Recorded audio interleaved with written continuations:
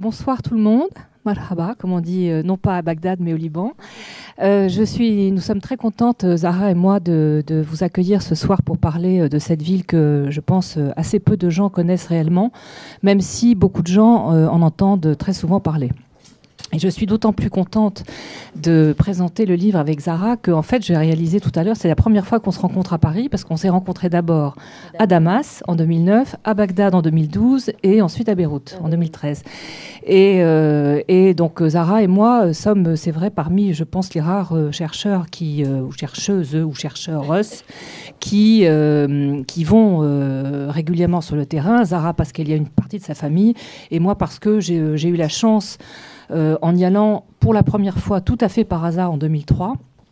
En fait, je raconte très brièvement pourquoi j'y suis allée, et c'était le hasard. Bon, ça faisait très très longtemps que je me promenais pour des raisons à la fois familiales et amicales en Orient, avec un grand O et avec tout ce que ça veut dire de vague et d'exotique ou de non exotique. Et j'ai eu l'occasion d'aller à Bagdad en juin 2003 pour rencontrer avec une amie qui voulait rencontrer des peintres, dont le mari était journaliste, et elle voulait rencontrer des peintres irakiens et organiser une exposition. Et moi, quand je suis allée à Bagdad la première fois, tout le monde m'avait dit, de toute façon, sous-entendu, la ville des mille et une nuits n'existe plus, donc il n'y a rien à voir, quoi. C'est une ville moderne, il n'y a rien à voir. Et moi, donc, j'avais préparé très sérieusement mon voyage pour la peinture, les artistes, et je ne m'attendais pas du tout à trouver ce que j'ai trouvé. C'est-à-dire, en fait, une très belle ville moderne. Une ville du XXe siècle, enfin 19e, XXe siècle, qui est très intéressante, qui est très belle, et qui, en 2003, certes, avait subi un certain nombre de pillages, mais était encore dans son jus et n'avait pas subi, je dirais, tous les affres de la modernisation que d'autres capitales ont connues depuis les années 90-2000. Alors, c'est évidemment pour de mauvaises raisons, c'est à cause de l'embargo, à cause de toute une série de choses, mais le résultat, c'est que pour une passionnée d'architecture moderne comme moi, eh bien, j'ai vu une ville... si vous voulez, une ville moderne telle que celle que je les aime, mais en plus à une très grande échelle, parce que c'est une très grande ville, Bagdad. Hein. Ça fait 762 km², c'est-à-dire 10 fois plus que Paris intramuros. Puis c'est une ville très plate, très verdoyante, dans une très belle couleur de briques. Et d'ailleurs, je vais vous montrer tout de suite à quoi ça ressemble.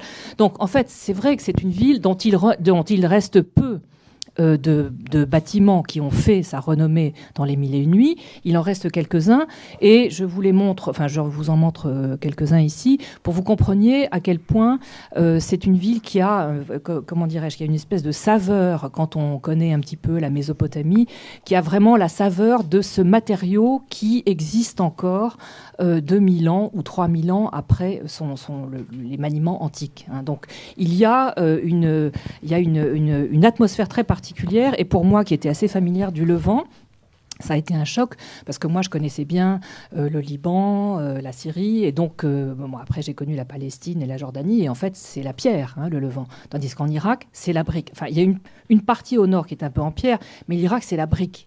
C'est vraiment le début de l'Asie. On tourne de la Méditerranée et on regarde l'Iran, l'Ouzbékistan, l'Asie centrale. On est vraiment...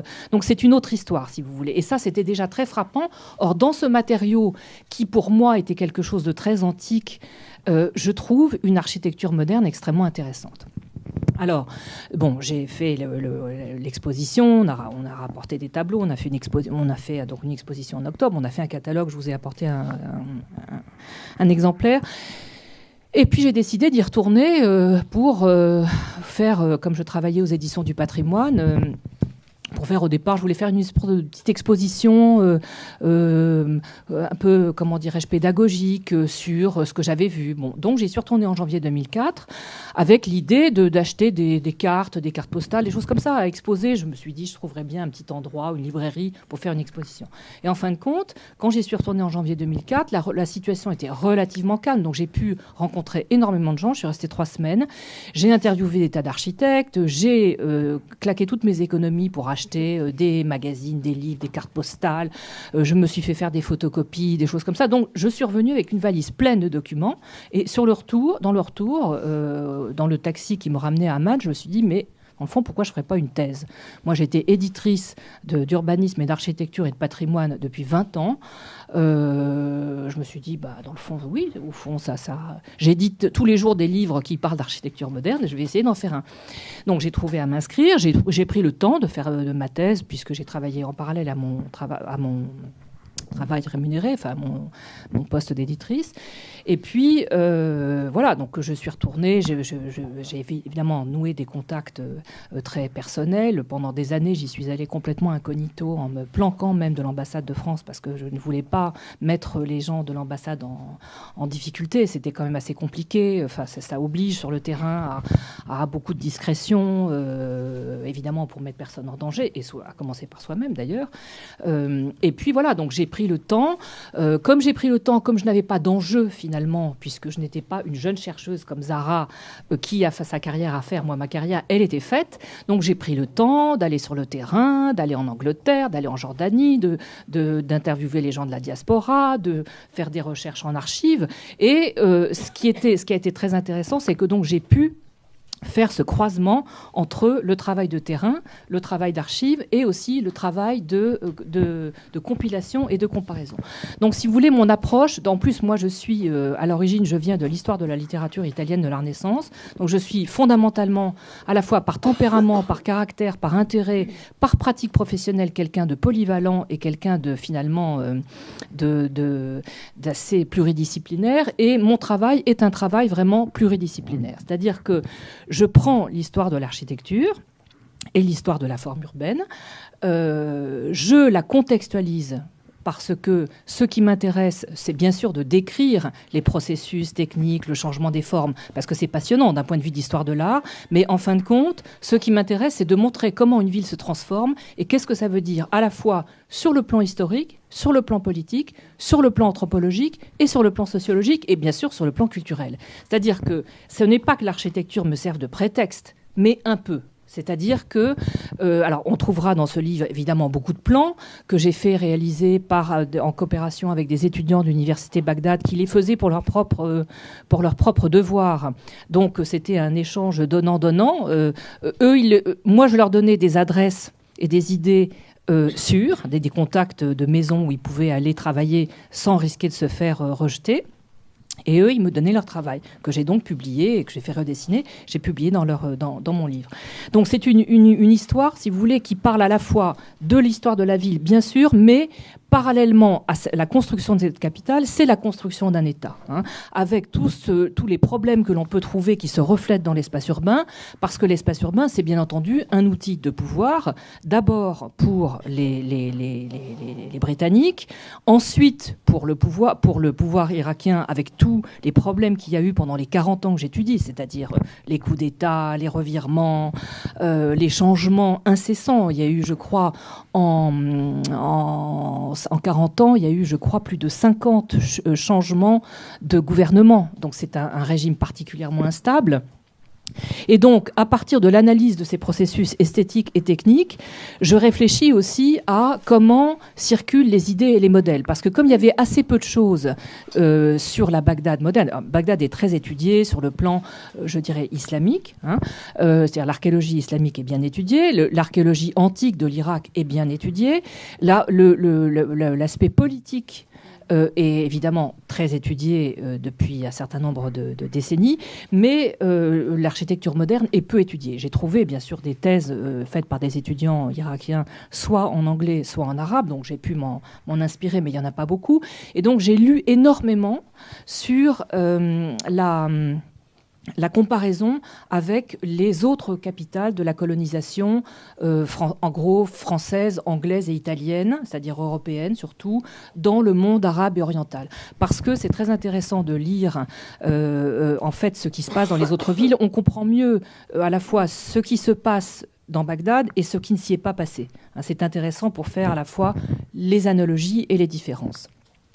Et donc, le dernier questionnement que je pose en fait sur l'appropriation de l'espace urbain, c'est au niveau de deux échelles. C'est à la fois comment l'espace de la maison se transforme et qu'est-ce que ça implique du rapport entre l'individu et la famille, ou l'individu et le groupe, et comment les pratiques urbaines se transforment, c'est-à-dire comment on passe d'un urbanisme de ville traditionnelle à un urbanisme ouvert. Je vous donne un exemple. Dans la ville traditionnelle, la ville orientale traditionnelle, il y a beaucoup d'impasses. Donc quand on entre dans un quartier, on entre si on est connu, et si on n'est pas connu, on se présente. Le principe de l'urbanisme moderne, c'est d'installer une rue qui est ouverte aux deux bouts et que l'on peut parcourir anonymement. C'est ça la grande différence, je dirais, entre la pratique urbaine traditionnelle et la pratique urbaine moderne anonyme. Alors maintenant, je vais arrêter de parler toute seule, je vais surtout vous montrer des images. Donc dans la première partie, en fait, j'ai suivi un déroulement chronologique parce que ça me paraissait la façon la plus simple d'aborder un peu tout l'arc des problèmes que je voulais aborder.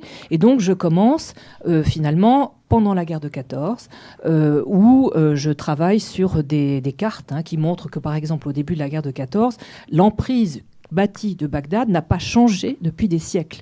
C'est-à-dire qu'il a fallu attendre 1920 pour qu'on commence à bâtir, et même plutôt 1928-29, pour qu'on commence à bâtir en dehors du tracé des anciens remparts que vous voyez ici.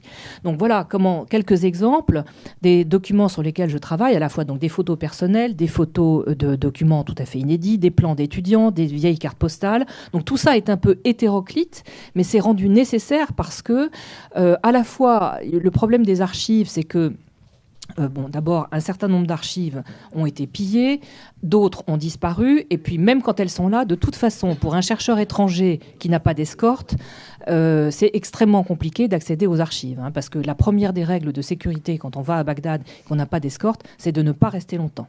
Voilà. Donc, quand on ne peut pas rester longtemps, on peut pas chercher longtemps. Et voilà, donc on est obligé de se débrouiller avec ce qu'on a. Mais donc, voilà comment j'étudie à la fois. Donc, on passe de la maison à patio, qui s'appelle le Hosh à Bagdad, c'est la maison à cour centrale, avec l'organisation traditionnelle de la famille, qui est donc complètement interdépendante avec la structure de la maison. Et je montre aussi comment, quand les Anglais sont arrivés, ils ont commencé par s'inspirer de l'architecture finalement ottomane tardive. Ça, ce sont des bâtiments qui sont d'époque ottomane, qui sont encore en relativement bon état, qui sont d'ailleurs très beaux. C'est vraiment une très belle ville. Et je montre aussi, donc, quand les Anglais arrivent, ils prennent position d'un royaume qui a été déclaré officiellement indépendant sous assistance, independent under assistance. Ce qui est assez intéressant, c'est vraiment la définition du mandat, c'est-à-dire qu'il est indépendant, mais il y a quand même un mandataire qui le contrôle. Et par exemple, ces cartes que j'ai trouvées, donc ça c'est une carte inédite que j'ai trouvée aux archives de Londres, vous voyez que les zones militaires sont en rose et les zones civiles sont en bleu. On voit bien que l'entreprise de colonisation de Bagdad, c'est une entreprise militaire. Parce que l'Irak, et Bagdad en particulier, c'est vraiment le verrou qui permet d'assurer aux Anglais la route la plus directe vers l'Empire des Indes, au lieu de passer par le sud ou par le nord, avec des routes maritimes ou des routes terrestres qui sont beaucoup, beaucoup trop dangereuses. Donc là, c'est un raccourci, et on voit bien comment c'est vraiment une terre de colonisation.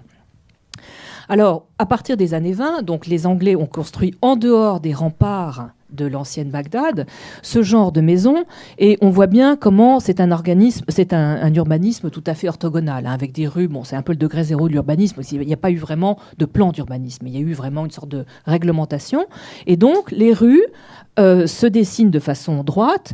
On respecte les principes sanitaires. Il s'agit d'éviter les contagions qui frappaient la ville traditionnelle. Ce sont aussi des besoins stratégiques. Il faut pouvoir faire circuler les engins militaires et les nouvelles voitures.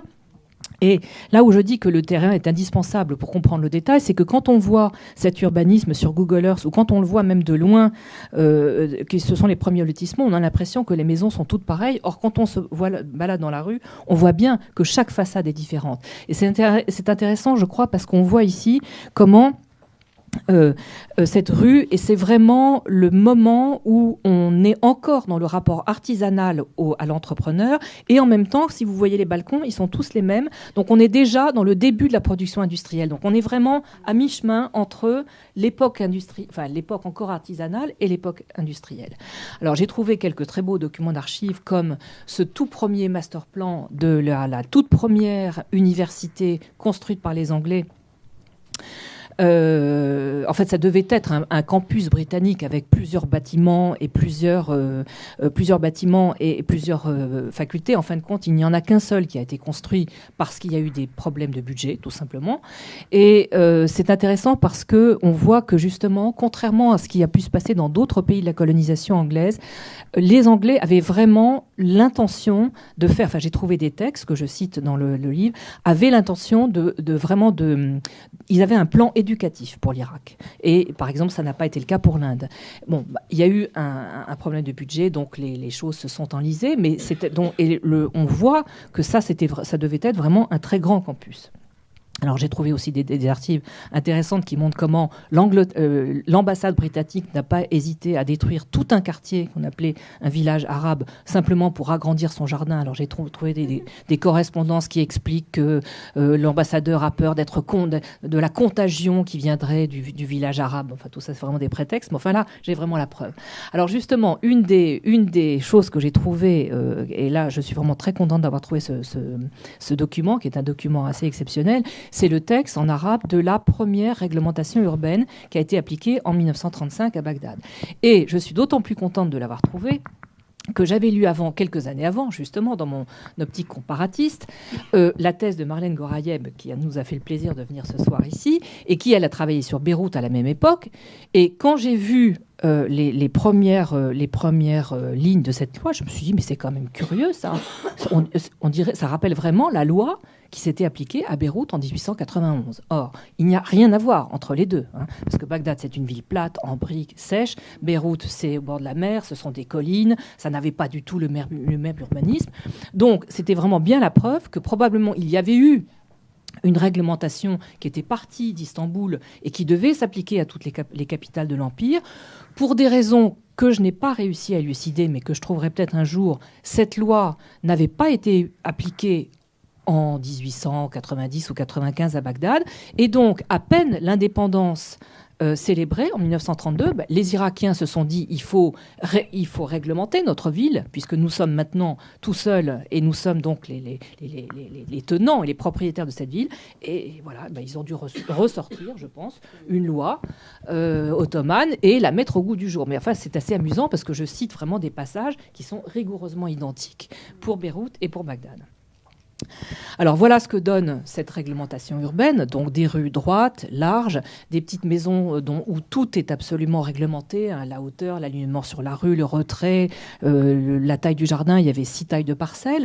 Mais ce qui est intéressant évidemment, c'est qu'à partir des années 30, et c'est là où on quitte l'architecture ou l'urbanisme et on arrive dans la sociologie et dans l'anthropologie, c'est que, et même dans l'histoire tout court, c'est que à cette époque-là, les critères de regroupement ne sont plus des regroupements tribaux, ou enfin, en tout cas plus seulement des critères de regroupement tribaux ou confessionnels, ce sont des critères de regroupement socio-économique. Et si je prends par exemple le cas de l'ambassade de France actuelle, une très belle maison construite en 1932 par un architecte arménien pour une famille juive, les Laouis, donc c'était une maison qui appartenait à une famille juive. À gauche, il y avait une très belle maison qui existe encore, qui appartenait à la famille chrétienne propriétaire des chaussures Bata. Et à droite, il y avait une très belle maison appartenant à une grande famille sunnite. Donc ça veut dire que vraiment, dans ces nouveaux quartiers, et ça, j'ai trouvé vraiment des textes de l'époque et des textes plus récents montrant que finalement, le critère de regroupement, c'est le critère de l'argent. En gros, petit bourgeois avec petit bourgeois, moyen bourgeois et grand bourgeois. Voilà. Et que cela transcende en grande partie les critères confessionnels. Alors voilà par exemple des exemples de maisons où il y a toujours un hall central, mais on commence à pouvoir circuler d'une pièce à l'autre, ce qui veut dire qu'il y a un début d'individuation de l'espace. C'est-à-dire que l'individu, pour circuler d'une pièce à l'autre, n'est pas obligé de passer par le contrôle de la cour centrale. On peut commencer à faire des choses dans les coins. Et c'est d'autant plus intéressant que je montre la maison que je montre à gauche, c'est que, par exemple, et c'est là où le travail de terrain est intéressant, voilà la maison telle qu'elle était en 2005, voilà comment elle était en 2011, avec un checkpoint. Voilà comment elle était en 2012. Donc, en fait, le quartier général de ce parti politique est situé juste derrière. Ils ont demandé l'autorisation de fermer le quartier. Donc, ils ont commencé d'abord par un checkpoint, ensuite avec le parti. Donc, vous avez l'inscription en arabe et l'inscription en anglais selon l'endroit où on vient. Ensuite, on a donc tout ça, c'est au fur et à mesure de mes voyages. Hein. Je passe devant, donc je prends la photo à chaque fois et je vois que donc on construit un mirador pour tout surveiller. Vous voyez à quel point ça se voit de loin. Hein, donc là, on est en plus dans une avenue qui devrait être conservée parce que c'est l'avenue Abou-Noas où il y a encore de très très belles maisons. Ça devrait être franchement un espace conservé. Et on voit très bien, en plus l'année d'après, à qui ça profite. Hein. C'est-à-dire c'est vraiment intéressant. Petit à petit, l'espace urbain devient, enfin, comme toujours, mais enfin, aujourd'hui, il est approprié par toute une série de signes. Et moi, j'ai eu la chance de travailler avant le moment où tous ces signes se sont déployés. Et quand on voit sur Google Earth, alors là, j'ai fait la liste, vous voyez, des endroits qui sont les endroits qui sont rouges sont les endroits fermés. Et quand on sait que ce quartier, le prix vaut entre 10 et 20 000 $ le mètre carré, on voit très bien quel est l'intérêt des partis qui s'installent ici, qui rachètent les maisons, parce que dans 10 ans ou dans 20 ans, ce seront les plus gros propriétaires. Ça, c'est clair. Hein. Voilà. Alors, donc, à cette époque, l'architecture de Bagdad est extrêmement éclectique, donc vous voyez comment la brique prend toute une série de formes. Alors j'appelle ça de la non-avant-garde inventive. On ne peut pas dire que ce soit très moderne, mais c'est quand même très inventif. Et c'est ça que je trouve extrêmement charmant personnellement, que sur le thème, le thème et la variation, on retrouve cette architecture hybride qui est le propre de l'architecture coloniale, sauf que là, on n'est plus sous le mandat. C'est une architecture post-coloniale, de type colonial. Mais ce sont les Bagdadis, les Irakiens, avec d'autres architectes, mais qui ont travaillé leur propre style après l'indépendance. Et on retrouve de toute évidence des influences locales, donc la tradition de la Mésopotamie, de la brique, des créneaux, la tradition régionale, avec des aspects islamiques, mais il y en a assez peu. Hein. Contrairement à l'Afrique du Nord, où il y a ce qu'on appelle l'arabisance, avec le néo-mauresque partout, à Bagdad, il y en a un petit peu, mais c'est très très léger. Et puis, bien entendu, l'influence européenne, avec tous les néo-classicismes, néo-ioniques, néo-corinthiens et tout ça. Alors, une chose dont je suis particulièrement contente, je dois dire que c'est cet extrait de journal que j'ai trouvé en allant un beau jour à l'université de Liverpool et demander des archives des architectes irakiens des années 30. Je dois dire que j'ai eu un certain mal à me faire prendre au sérieux, mais je suis tombée sur ce document exceptionnel qui montre donc le tout premier architecte irakien, Ahmad Portal, qui était kurde, et qui, le jour de son diplôme, il montre ce qu'il avait proposé comme diplôme. C'était un sanatorium pour le Kurdistan. Et c'est assez amusant parce que le journal de Liverpool du 1er juillet 1936 dit c'est The New Orient. Donc vous voyez le New Orient, c'était vraiment le modernisme complet. Hein. Là, on n'est plus du tout dans les petites volutes et l'architecture éclectique.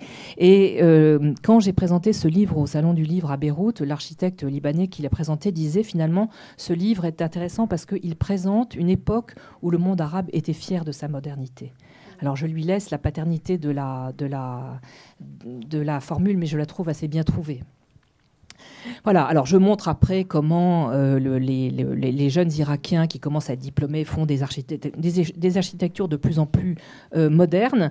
Et c'est assez amusant parce qu'au même moment, les Britanniques qui ont continué, bien entendu, à avoir des marchés à Bagdad, ont fait, eux, quelque chose de très historiciste. Alors, par exemple, ça, c'est la gare, qui est en très bon état, qui est un bâtiment absolument magnifique. Mais enfin, en 1950, ils font de l'art déco. Hein. Donc ils ont carrément 30 ans de retard. Donc c'est assez drôle parce que les Irakiens sont devenus modernes et eux sont restés historicistes. Et je ne sais pas si vous voyez en bas, j'ai mis la photo de l'un des clochers de la gare avec l'ombre portée qui a exactement la même forme que les créneaux de Ninive. C'est pour vous montrer à quel point l'architecte britannique, qui d'ailleurs était un passionné d'archéologie, connaissait quand même bien son métier. Hein. Les Britanniques sont très historicistes, c'est-à-dire qu'ils reprennent la tradition locale. Et là, on a vraiment aussi ce que quelqu'un appelle le conservative genius. C'est vraiment ça, c'est la non-avant-garde, mais c'est très inventif. Et il faut bien remarquer que ces bâtiments, sauf quand ils ont été détruits de façon volontaire, sont en excellent état. Il n'y a pas de craquelure, c'est absolument impressionnant. Alors, j'ai appelé en 1940, alors j'aurais pu faire aussi un deuxième livre sur le problème de cette ville fragmentée et dystopique qu'on pourrait qualifier de disjointe, parce que en même temps que la ville se développe aussi l'habitat informel et toute une série d'accrétions de boue et de paille construites par les ruraux qui viennent chercher du travail à Bagdad parce que les lois agraires, en fait, les ont mis sur la paille, c'est le cas de le dire. Et la photo que j'ai prise en 2009, je dois dire, c'était assez étonnant. C'est là où on voit l'aller-retour entre le passé et le présent. C'est-à-dire, si je n'avais pas connu ces photos de gauche, je n'aurais probablement pas repéré ce qui se passe à droite, c'est-à-dire exactement les mêmes constructions informelles de boue et de paille construites. Et là, on est en plein Bagdad, on est à Kazimiya, dans un jardin public. Alors, je montre ensuite comment, dans les années 50, alors là, l'explosion pétrolière et les revenus du pétrole permettent à Bagdad de devenir une très grande capitale, donc qui s'étend au-delà de ses limites traditionnelles, parce qu'on a construit un très grand barrage au nord, en amont du Tigre, et donc on peut s'étendre, parce que jusqu'à 1954, il y avait des inondations extrêmement catastrophiques tous les 2 ou 3 ans. Et celle de 1954 en particulier a créé vraiment de très très graves problèmes. Et donc la création de ce barrage en 1956 permet une extension et donne donc la possibilité aux Irakiens de trouver une véritable fierté dans l'extension de leur ville et de leur capitale. Et donc, ce qui est assez intéressant, c'est que on montre, donc j'ai montré dans plusieurs chapitres ces photos qui sont prises donc au début des années 50 et qui montrent comment donc les universités sont mixtes. Les filles n'ont pas de voile, bien entendu. J'aurais pu vous en montrer d'autres où elles ont des jupes courtes, où on voit que le rôle des femmes est de plus en plus important. C'est aussi l'époque où on commence à voir pousser les premières verticales en centre-ville. Alors ça, on fait appel à des architectes irakiens ou des architectes étrangers. Et là encore, le va-et-vient entre le passé et le présent est intéressant parce que là, on voit comment, en fait, cette ville s'est aussi étendue avec des logements coopératifs. Et il y a eu tout un mouvement. À la fois, on a vu les premières verticales, mais on a vu aussi les premiers logements coopératifs qui permettaient à toute une classe, disons, vraiment... middle class, low et upper, de devenir propriétaire.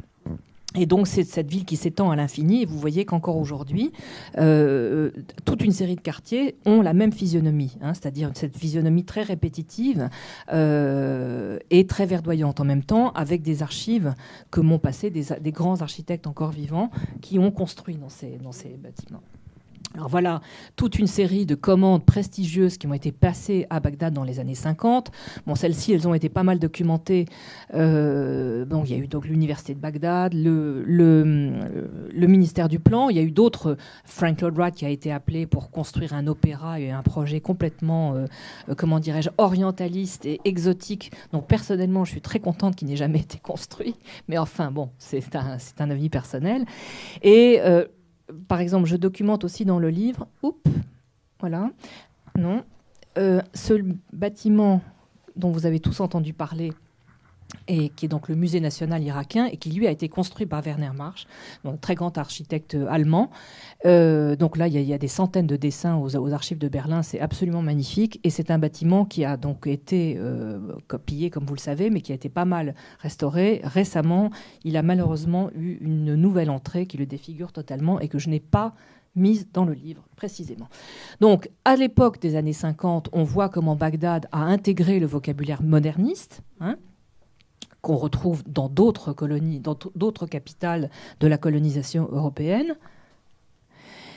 Et je me suis arrêtée, en fait, en 1960. Pourquoi ? Pour plusieurs raisons. D'abord parce qu'il y a eu la révolution de 1958, et donc on a changé radicalement de régime politique. Et aussi parce qu'à partir de 1960, il y a une véritable école d'architecture irakienne qui se développe.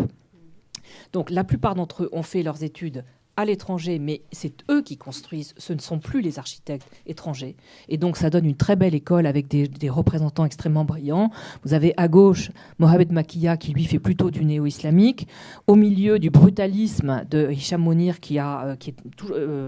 presque tous d'ailleurs sont vivants. Mohamed Makiya est mort l'an dernier à 102 ans ou 103 ans. en 101 ans.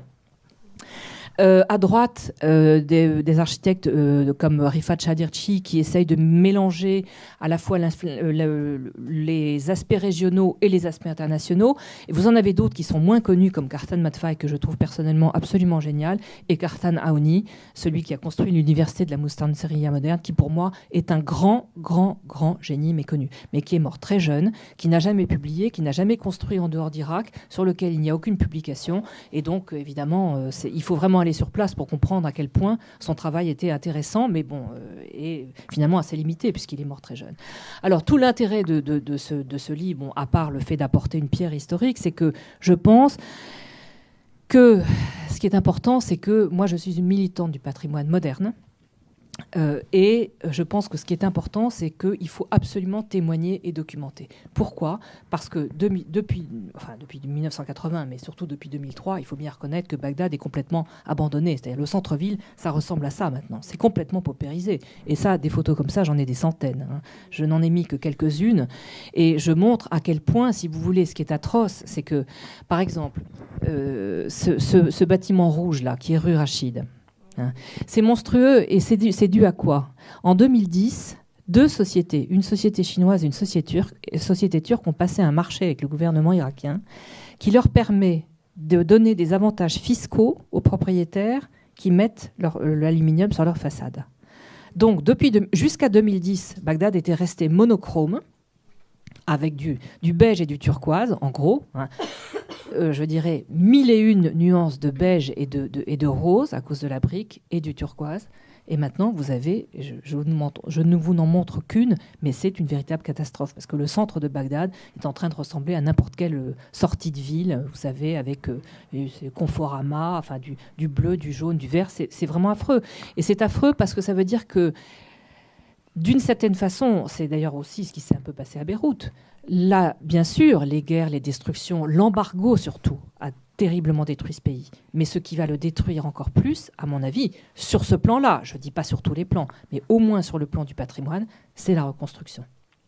Voilà, parce qu'on reconstruit n'importe comment, n'importe quoi, avec n'importe qui, n'importe où. Voilà. Pardon d'avoir été un peu longue. Ça va.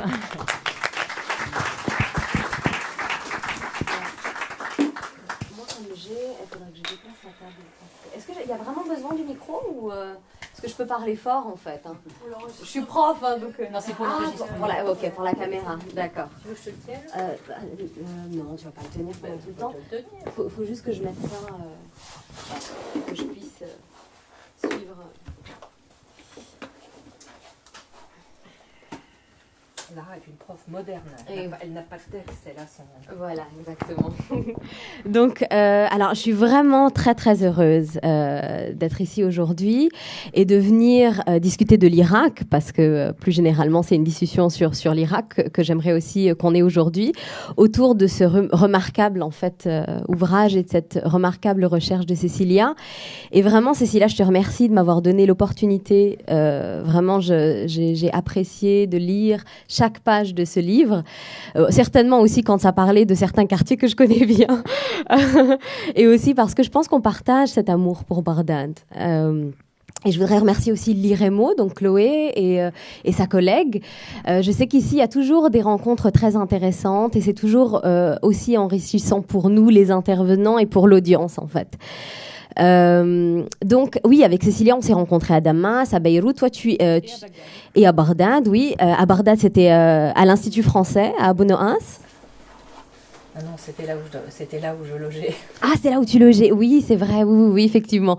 Et toi, tu étais donc chercheuse et puis tu dirigeais l'Observatoire urbain à Beyrouth à l'époque, ouais. Moi, je commençais tout juste, en fait, ma recherche de terrain de thèse sur l'activisme politique contemporain des femmes irakiennes. Donc cet ouvrage, il est, je pense, remarquable, notamment par ses sources inédites. Je pense que tu as été très très humble dans la manière dont tu as présenté ta recherche, parce que vraiment, je salue vraiment le travail sur les sources et tout l'effort qui a été fourni pour rassembler toute cette littérature. Donc, alors, je ne sais pas si c'est toi ou Pierre-Jean Luizard qui parle de Bagdad comme une ville sans histoire. C'est lui. D'accord. La rareté des sources, le peu de préservation des sources qui existent et la difficulté d'y accéder, le peu de travaux existants, que ce soit de chercheurs locaux ou étrangers, donc sur le Bagdad moderne, comme tu dis. Donc tu évoques aussi dans ton livre donc les études statistiques qui sont inexistantes avant 1962. Ensuite, l'accès très difficile aux sources liées évidemment à l'autoritarisme du régime, et ensuite, après 2003, au chaos sécuritaire et aussi à l'anarchie administrative, je suppose. Et donc je cite aussi cet article. Alors moi j'avais beaucoup aimé cet article de Pierre-Jean Luzard que il me semble il t'a aussi pas mal inspiré, même si tu le cites de manière assez critique. Il avait publié un article donc sur Bagdad, ville moderne, métropole urbaine. Assiégé, siège de quelque chose, assiégé. Enfin en 94. En 94, voilà. Et il disait justement... Métropole assiégée. Bagdad des Mille et une nuits n'est plus dans Bagdad. C'est une ville sans mémoire, impersonnelle, sans repère. La ville a subi des changements radicaux successifs, et j'avais bien noté ça, c'est quand il dit « C'est dans ces transformations violentes et totales qu'il faut chercher l'identité de la ville, bien davantage que dans le mythe des Mille et une nuits ». Donc oui, c'est un article qu'il avait écrit en 94 et qui faisait déjà un peu le constat des ravages en fait de l'embargo. Donc sur la ville et aussi sur la vie quotidienne des habitants. Donc j'ai vraiment aussi beaucoup apprécié ton approche complexe, pluridisciplinaire, et le souci de la contextualité socio-historique et politique. Vraiment, en cela, je crois qu'on se rejoint énormément dans nos approches. Même si on ne s'intéresse pas à la même chose. Alors, je vais rapidement, justement, pour élargir un peu le débat, et puis aussi parce que moi, je ne suis pas spécialiste de l'architecture, donc je ne peux qu'aborder une réflexion. Donc, mon angle, c'est vraiment les études de genre. Et donc, je vais présenter mon approche et ma recherche, et ensuite, je vais m'arrêter sur quelques points où je pense que ton ouvrage apporte un éclairage qui fait aussi écho aux questions de genre, que moi, j'aborde plus particulièrement. Donc, comme certains peut-être le savent ici, j'ai donc ma recherche doctorale que je viens d'achever. Donc, il y a 3 mois, j'ai soutenu ma thèse, donc qui était une codirection à l'EHESS et à SAOAS. Donc, ma thèse, elle s'intitulait maintenant donc Women and Gender in Iraq, Between Nation Building and Fragmentation. Donc, les femmes et le genre en Irak, entre construction nationale et fragmentation. Et ma thèse, elle est aussi pluridisciplinaire. Elle s'approche sur une double approche, donc socio-historique et ethnographique. L'approche socio-historique correspond à une étude des expériences sociales, économiques et politiques des femmes depuis la formation de l'Irak moderne, donc l'Irak colonial. J'ai aussi commencé dans les années 20 jusqu'à aujourd'hui, donc dans l'Irak post-colonial et particulièrement dans l'Irak que j'appelle donc l'Irak post-2003, que j'appelle l'Irak post-invasion. Donc la seconde approche, elle correspond à une ethnographie de la militance des Irakiennes, composant les groupes politiques de femmes formés ou reformés, pour beaucoup, après la chute du régime de Saddam en 2003, donc provoquée par l'invasion et l'occupation américaine. Donc mon étude de terrain, que j'ai menée principalement à Bagdad, donc je suis restée principalement donc dans ma maison familiale, la maison de ma grand-mère, qui est dans le quartier d'El Kardmiya, entre octobre 2010 et juin 2012. Donc j'ai fait principalement mon terrain à Bagdad, partout à Bagdad, et j'ai aussi fait du terrain à Erbil Slamani au Kurdistan d'Irak, mais c'est vraiment secondairement. Et donc j'ai vraiment récolté des récits de vie, des entretiens semi-directifs. J'ai fait un travail d'observation participante à l'intérieur du mouvement des femmes, et j'ai interrogé des femmes vraiment des groupes, des réseaux et organisations politiques de toutes affiliations et obédience confondues. Donc, je me suis intéressée aux femmes non religieuses, aux organisations indépendantes ou aussi aux organisations affiliées à des partis politiques, aux femmes islamistes, aux femmes kurdes, aux femmes sunnites, aux femmes chiites, aux femmes chrétiennes. Et j'ai proposé donc d'étudier la militance politique des femmes dans l'Irak contemporain à travers une méthodologie qui propose une grille de lecture complexe, socio-historique et intersectionnelle, et donc qui comprend différents niveaux d'analyse. Et là, je pense qu'on se rejoint beaucoup. Donc, mon premier niveau d'analyse, ça correspond à l'imbrication des questions de genre, de nation, d'État et de religion. Toi, dans ton livre, on voit beaucoup nation, État, un petit peu religion, mais... Et donc, je propose de considérer les expériences sociales, économiques et politiques des femmes, ainsi que leur militance, comme le produit de rapports complexes, résultant de l'imbrication des réalités de classe, des rapports sociaux basés sur la parenté, donc les liens tribaux, les liens familiaux, les liens claniques, des différentes appréhensions de l'idée de nation, et donc des différents sentiments d'appartenance, qu'ils soient donc ethniques, religieux, confessionnels. Et j'étudie aussi les politiques de genre étatiques diverses et souvent contradictoires, notamment à l'époque du parti Ba'ath, ainsi que des lectures et pratiques changeantes du religieux. Et je m'intéresse notamment à la codification des jurisprudences musulmanes, donc sunnites et chiites, à travers l'exemple de l'instauration des codes des droits personnels, donc les codes de la famille, le code du statut personnel. Pour moi, je trouve que le code du statut personnel, c'est un peu mon bâti. C'est-à-dire mon vocabulaire non architectural, moi je dis le bâti. Mon bâti à moi, là où je pense que l'imbrication des questions de genre, d'état, de nation, de religion, pour moi, ça s'inscrit dans la loi qui est le code du statut personnel. Donc, à un second niveau, je propose d'analyser les évolutions des rapports et des normes de genre, des conditions de vie et statut juridique des femmes, ainsi que leur militance politique depuis la formation de l'État irakien moderne à travers une approche complexe des rapports État-nation-société, pouvant être appréhendés selon 3 caractéristiques. Donc, je considère que la société irakienne, elle est hétérogène sur le plan ethnique, religieuse et communautaire, confessionnelle plutôt, ainsi que largement basée sur les liens de parenté. L'État, particulièrement à l'époque ba'athiste, serait caractérisé par un autoritarisme clanique et une économie rentière. Et la troisième caractéristique, qui est malheureusement assez propre à l'Irak, c'est celle de la violence. C'est-à-dire à la fois subie par la société et provoquée par celle-ci. Et la violence dans ses différents niveaux politiques, donc l'autoritarisme du régime, la violence des interventions impérialistes américaines depuis les années 90. Donc la guerre, elle n'a pas commencé en 2003, je le répète assez souvent, elle a vraiment commencé dans les années 90. Et la violence, évidemment, alors on a du mal à l'appeler guerre civile, on dira ta'ifiyya, sectarian war en anglais, donc guerre confessionnelle de 2006-2007 et qu'on revit malheureusement encore aujourd'hui depuis l'invasion de Daesh dans le nord de l'Irak. Et les violences aussi économiques, et on parlera jamais assez de la violence des régimes de sanctions internationales imposés par l'ONU en 1991. Et donc, mon troisième niveau d'analyse, c'est celui où j'appréhende la militance des femmes dans un registre qui implique l'interaction entre le local et le global. Et c'est là que je m'intéresse plus spécifiquement aux implications concrètes et symboliques de l'invasion et de l'occupation américaine.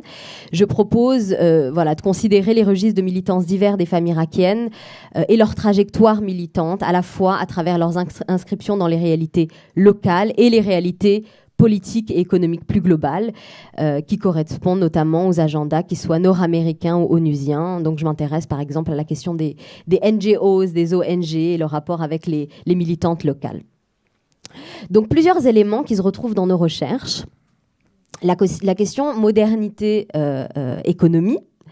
Donc dans une approche que je dirais postcoloniale, ou pour parler encore plus concrètement décoloniale, la modernité, c'est vraiment l'élément d'un trio complété par la colonisation, donc modernité, colonisation, et celle de l'introduction de l'économie capitaliste. Donc, tu montres qu'il y a des définitions de la modernité, plurielles. Tu évoques entre autres, par exemple, celle d'Ilan Pappé, qui évoque des phénomènes variés comme l'industrialisation, l'urbanisation, l'hygiénisme, la laïcisation, je dirais plutôt la sécularisation plutôt que laïcisation, la centralisation et politisation des sociétés. On pourrait aussi citer le chercheur irakien Sami Zubeida, qui insiste sur le fait que la modernité coloniale, c'est aussi, voire surtout, l'introduction de l'économie capitaliste. Et de ce point de vue-là, que ce soit Sami Zubeida, que ce soit Peter Sluglet, que ce soit Jacqueline Ismail, ils insistent tous sur le fait que, à la différence de l'Égypte, et ça ressort aussi dans ta recherche, la modernisation des moyens de production et l'introduction de l'économie de marché ont été des phénomènes tardifs en Irak. Sami Zubeida insiste beaucoup sur une rupture avec notamment les approches culturalistes qui analysent la modernité uniquement du point de vue des changements de représentation, en particulier en lien avec l'islam, donc toute cette littérature sur le Moyen-Orient qui est toujours, qu'on résume toujours à cet islam qu'on aborde de manière essentialiste. Et toi, Cécilia, tu t'intéresses au contexte socio-économique et structurel qui se répercute directement sur l'évolution des pratiques de l'espace par une société civile en formation. Ce que j'appelle dans ma recherche la matérialité de la culture. Par exemple, le passage d'une économie de troc à une économie de marché et comment tout ça influe sur la vie quotidienne des gens. Donc ça, c'était le premier point, modernité, économie et donc introduction de l'économie capitaliste. Et le deuxième point, c'est modernité et question des identités multiples. Et donc la question de la coexistence entre mixité confessionnelle et société à dominante arabe qui pèse sur l'usage de la ville au quotidien. Et maintenant, modernité et question de genre. Donc, tu évoques aussi comment l'instruction des filles, la baisse de la polygamie constitue un nouveau système de valeurs qui transforme peu à peu la vision et la pratique de l'espace domestique et de l'espace public. Et donc, oui, une question fondamentale dans tout ça que tu poses clairement dans ta recherche, c'est comment être à la fois moderne et authentique. Et cette question de l'authenticité, c'est une question permanente et centrale qui se répercute notamment sur les questions de genre. Et dans ma recherche, je montre comment se joue depuis les années 20 jusqu'à aujourd'hui l'imbrication de ces questions de genre, de nation et de religion à travers cette question de l'authenticité et de la modernité. Alors, comme tu as parlé des années 20 et que tu t'es arrêté, 1914-1960, moi j'ai préféré pour ma présentation commencer dans les années 60 pour qu'on se complète et pas qu'on se répète. Et donc, les années 60, justement, les années 50... la fin des années 50, c'est aussi la période, d'ailleurs, à l'échelle de tout le Moyen-Orient et de la plupart des pays arabes, c'est la période de l'instauration, justement, du code du statut personnel ou des différents codes de la famille. Alors, pour ceux qui seraient pas familiers avec ce sujet, le code du statut personnel, ça réunit les droits de succession, d'héritage, mariage, divorce, garde des enfants, donc touchant particulièrement les droits des femmes. Et donc en Irak, c'est une période qui est vraiment marquée par l'affirmation d'un État moderne fort, unificateur et centralisateur, face à des sentiments d'appartenance et de groupes sociaux dits traditionnels, c'est-à-dire tribaux et autorités religieuses. Et donc ce code, il avait été établi en 1959 dans le climat de ce qui a été appelé par la suite la révolution irakienne, qui a mis fin à la monarchie. Donc cette révolution guidée par le général Abdelkarim Qasem. Et cette époque, ça a été caractérisé par une culture politique dominée par la gauche, notamment d'ailleurs par le Parti communiste irakien. Et je le montre dans mes recherches. Cette époque, elle est vraiment caractérisée, alors c'est effectivement, ça commence dans les années 30, 40, mais vraiment l'époque des années 50 et 60, on a un sentiment, on va dire, d'union nationale qui est porté notamment par la lutte anti-impérialiste qui s'opposait au colonialisme britannique. Et quand je dis union nationale, évidemment, je ne veux pas dire que c'est une époque où les particularismes tribaux, claniques, religieux, confessionnels étaient inexistants, mais qu'ils étaient moins importants que le sentiment de citoyenneté et d'appartenance à l'Irak et à une pseudo, on va dire, nation arabe. Alors j'emploie ça vraiment entre plein de guillemets, parce qu'il y a évidemment, c'est une question effectivement très complexe. Donc, il y a une certaine uniformisation du sentiment d'appartenance. Et ça a aussi été donc l'époque de l'émergence, dans le cadre de ces luttes anti-impérialistes, d'un mouvement des femmes qui était extrêmement fort et qui a été marqué notamment par deux courants. Donc, on a eu le courant plutôt nationaliste, que je qualifierais aussi de plutôt bourgeois, qui était lié à l'élite politique urbaine. Et d'ailleurs, ça, c'est un point qui est quand même à rappeler. C'est-à-dire, quand on parle de l'urbanité, on s'intéresse avant les années 50, on s'intéresse à peine 30% de la population. C'est-à-dire que l'émergence d'une classe moyenne urbaine, c'est vraiment les années 50, les années 60 et ensuite les années 70 avec la création d'un certain nombre de quartiers. Et il y a notamment Medinat al-Sadr qui a été créé dans les années 50 pour accueillir la population venant du Sud. Elle a été commandée dans les années 50 et réalisée à partir de 60. Voilà, exactement. Donc quand on parle vraiment d'urbanité, on peut, et qu'on veut parler d'une grande partie de la population, on va plus vers les années 50-60.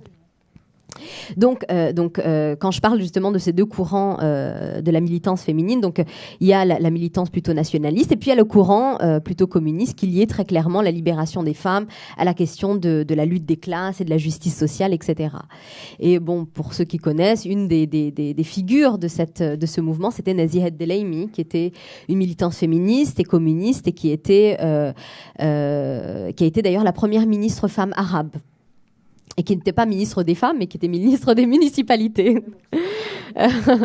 Donc, le code, justement, pour jouer sur ce sentiment de modernité, authenticité et cette cette volonté de promouvoir un certain nationalisme unificateur, il se base sur la charia, c'est-à-dire sur les jurisprudences religieuses, mais il va unir les jurisprudences sunnites et chiites, c'est-à-dire que c'est un code unificateur qui regroupe les différentes composantes de la nation irakienne, donc les sunnites qui étaient une minorité numérique mais qui étaient une majorité politique, et les chiites, majorité numérique et minorité politique marginalisée par l'administration coloniale. Donc le code porte l'unité de la nation irakienne pour la première fois de l'histoire de l'Irak moderne.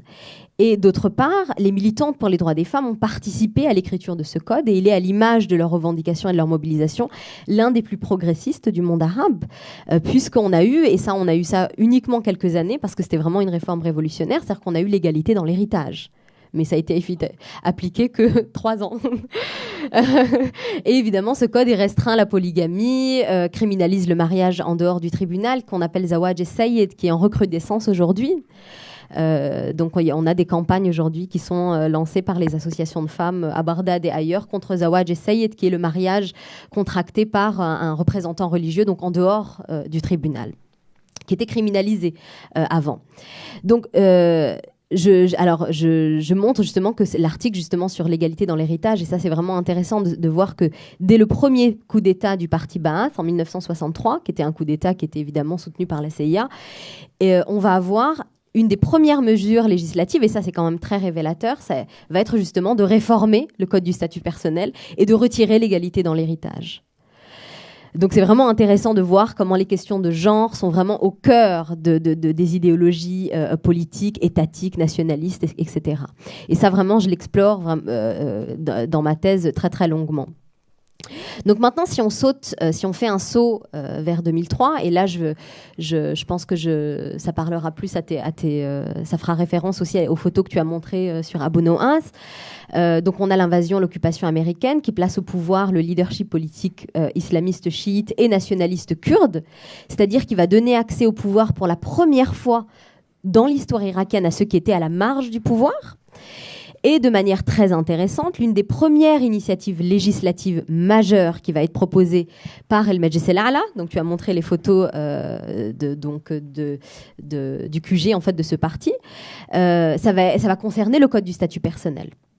Et donc, dans un contexte aussi qui est marqué par une mobilisation très importante des questions de genre, par l'administration américaine, donc soi-disant les Américains seraient partis pour apporter la démocratie et libérer les femmes, on va avoir d'un autre côté une rhétorique de genre qui va être mobilisée par les partis conservateurs islamistes chiites notamment, qui va dire non, l'identité du nouvel Irak, elle sera islamique. Et il va avoir cette proposition en fait de mettre fin à ce code unificateur qui unit tous les citoyens irakiens, quelle que soit leur confession. Il y aura cette proposition en fait de mettre en place un code confessionnel comme au Liban, c'est-à-dire que chaque communauté sera régie par son propre code. Donc, quand ça s'appelait le décret 137 en 2003, ça ne va pas passer. Il y aura eu de grosses mobilisations. Mais le code, enfin, ce décret va être reformulé sous la forme de l'article 41 de la Constitution. Donc, la Constitution, elle va être... D'ailleurs, très, très peu de femmes ont participé à l'élaboration, à l'écriture de la Constitution, de la nouvelle Constitution irakienne en 2005. Maintenant, l'article 41 n'est toujours pas appliqué. Mais plus récemment, alors je ne sais pas si vous avez entendu parler de la loi Ja'fari, donc c'est-à-dire une proposition de rajouter, alors plutôt que d'abolir complètement le code du statut personnel, on le garde, mais on rajoute en fait une loi sur mesure pour, selon El Madhhab al-Ja'fari, donc la jurisprudence chiite majoritaire en Irak. Donc il y a eu une campagne assez importante à l'intérieur et à l'extérieur de l'Irak. À l'intérieur, les militantes des droits des femmes ont beaucoup insisté sur on veut un code qui va unir tous les citoyens. Les militantes ont vraiment insisté sur cette idée d'union nationale. À l'extérieur, ça a été médiatisé de manière assez différente. Et d'ailleurs, je pense que c'est très intéressant. Ça a été médiatisé, c'était non à la pédophilie en Irak. Pourquoi ? Parce que dans El Madhhab al-Ja'fari, en fait, ce qu'on appelle Senn el-Balagha, c'est-à-dire l'âge de la maturité, donc l'âge légal, par exemple, pour une fille, l'âge légal de mariage pour une fille, ça serait 9 ans. Donc, d'où la manière dont le débat a été médiatisé. Et donc, on voit bien en fait que voilà, cette question-là, cette question du code du statut personnel, c'est vraiment une question de genre, mais une question de genre confessionnel. C'est-à-dire que le positionnement des islamistes chiites sur le sujet constitue une affirmation de leur identité politico-confessionnelle après ce qu'ils considèrent avoir été une expérience de discrimination confessionnelle sous l'Ancien Régime. Et donc, ils se positionnent en proposant un idéal national qui est fragmenté et une politique étatique en rupture avec le passé. Et cette fragmentation, elle est notamment marquée donc sur le territoire. Donc aujourd'hui, de toute façon, tout le territoire irakien est fragmenté. Vraiment, je pense que le terme fragmentation, c'est vraiment le terme qui définit le mieux la situation actuelle. Quand on se balade à Bagdad, on est obligé de passer par des dizaines de checkpoints pour aller d'un quartier à un autre. On a les T-walls. Toi, tu as produit vraiment un article très, très intéressant sur les T-walls. Donc, ces murs de béton qui divisent Bagdad. Donc, on a la Green Zone, donc, dans ce qui est à peu près Karadet Maryam, le centre-ville, et on a tout le reste de la population qui est divisée. Alors, sur des bases confessionnelles, mais pas uniquement, et ça aussi, tu le dis dans un de tes papiers, même entre les confessions, c'est-à-dire que moi, je me souviens, quand je venais, par exemple, d'El Karmi, et que je voulais aller à Medinat al-Sadr pour aller interviewer, rencontrer des militantes féministes irakiennes. Moi, je me souviens, même dans ma famille, on me disait, mais qu'est-ce que tu vas aller faire là-bas ? Il y a aussi des réalités de classe à l'intérieur même de ces divisions confessionnelles où un quartier qui est plutôt, on va dire, middle class, classe moyenne, comme El Karmieh, c'est aller jusqu'à Medinat al-Sadr, qui est vraiment un quartier qui a une histoire aussi très intéressante, mais une histoire aussi, c'est vraiment le quartier populaire par excellence. Il y a vraiment une réticence à se déplacer dans ces quartiers. Et ce que je dis, moi, vraiment, ce qui est une conclusion très triste de ma thèse, et je parle justement de l'impact de l'espace, et je lis, donc c'est une analyse, on va dire, féministe, c'est-à-dire de lier le personnel et le politique, c'est qu'une militante irakienne, même si elle ne voulait pas se positionner dans ces débats confessionnels, elle ne voulait pas se définir en tant que, par exemple, militante kurde ou militante sunnite et chiite, de par juste l'espace où elle vit à Bagdad, ça va être déterminant pour pouvoir rejoindre le lieu d'une manifestation. Donc les manifestations vont avoir lieu par exemple à Sahat al-Tahrir à Bagdad ou Sahat al-Firdaus dans le centre de Bagdad, mais en fonction du quartier duquel on vient, on va passer différents checkpoints qui sont soit gérés par l'armée irakienne ou soit gérés directement par une milice confessionnelle. Donc, et l'espace, il est aussi donc militarisé. Donc la militarisation, effectivement, elle a commencé dès les années 80. Mais l'espace lui-même de Bagdad est vraiment militarisé depuis 2003 et depuis 2006-2007. En particulier, donc parce que c'est vraiment l'instauration de ces murs qui divisent les quartiers. Et donc, on a un espace où non seulement on a des checkpoints partout, mais aussi on a un espace qui est extrêmement, je dirais, masculin, puisque ceux qui tiennent les checkpoints, ce sont des hommes. Des jeunes hommes, souvent d'ailleurs de l'armée irakienne ou des policiers, des hommes armés. Donc vraiment, on a un espace qui est dominé par cette figure masculine du soldat armé. Et donc, effectivement, où se promener... et là, vraiment, moi, je rentre pas... Je trouve que c'est très superficiel de parler du vêtement. Je parle vraiment de... Même si, effectivement, il y a un essor du conservatisme, il y a aucun doute là-dessus, mais de toutes les formes de conservatisme, les conservatismes sociaux, autant que les conservatismes religieux. Il y a vraiment une retribalisation de la société qui a commencé, d'ailleurs, dans les années 90, avec l'impulsion d'El Hamla al-Imani et la campagne de foi de Saddam Hussein. Aussi lié, bien sûr, à la paupérisation, à l'appauvrissement généralisé de l'embargo, mais vraiment se déplacer. Alors pour une femme, quand on a un espace qui est militarisé, qui est dominé par les hommes, même par exemple, moi j'étais triste parce que moi toute ma vie on m'a dit le Karrades c'est magnifique, c'est un endroit où on peut sortir très tard et c'est très mixte, c'est mixte homme-femme, c'est mixte de manière confessionnelle. Et maintenant, je veux dire récemment quand j'ai été Belkarrade, après 5 heures, on me dit non, les cafés c'est pour c'est pour les shabab en fait, c'est pour les hommes. Donc on traîne pas en tant que femme après 5-6 heures, on marche, on passe, on va faire ses courses, mais on ne traîne pas. L'espace public n'est pas un espace qui est propice donc pour les femmes parce qu'il est masculinisé, parce qu'il est militarisé.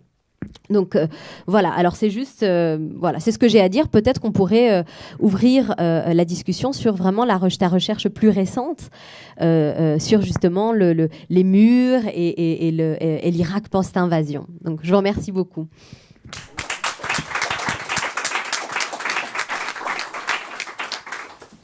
On va prendre quelques questions. Donc, il y a un micro. Oui, oui, bien sûr.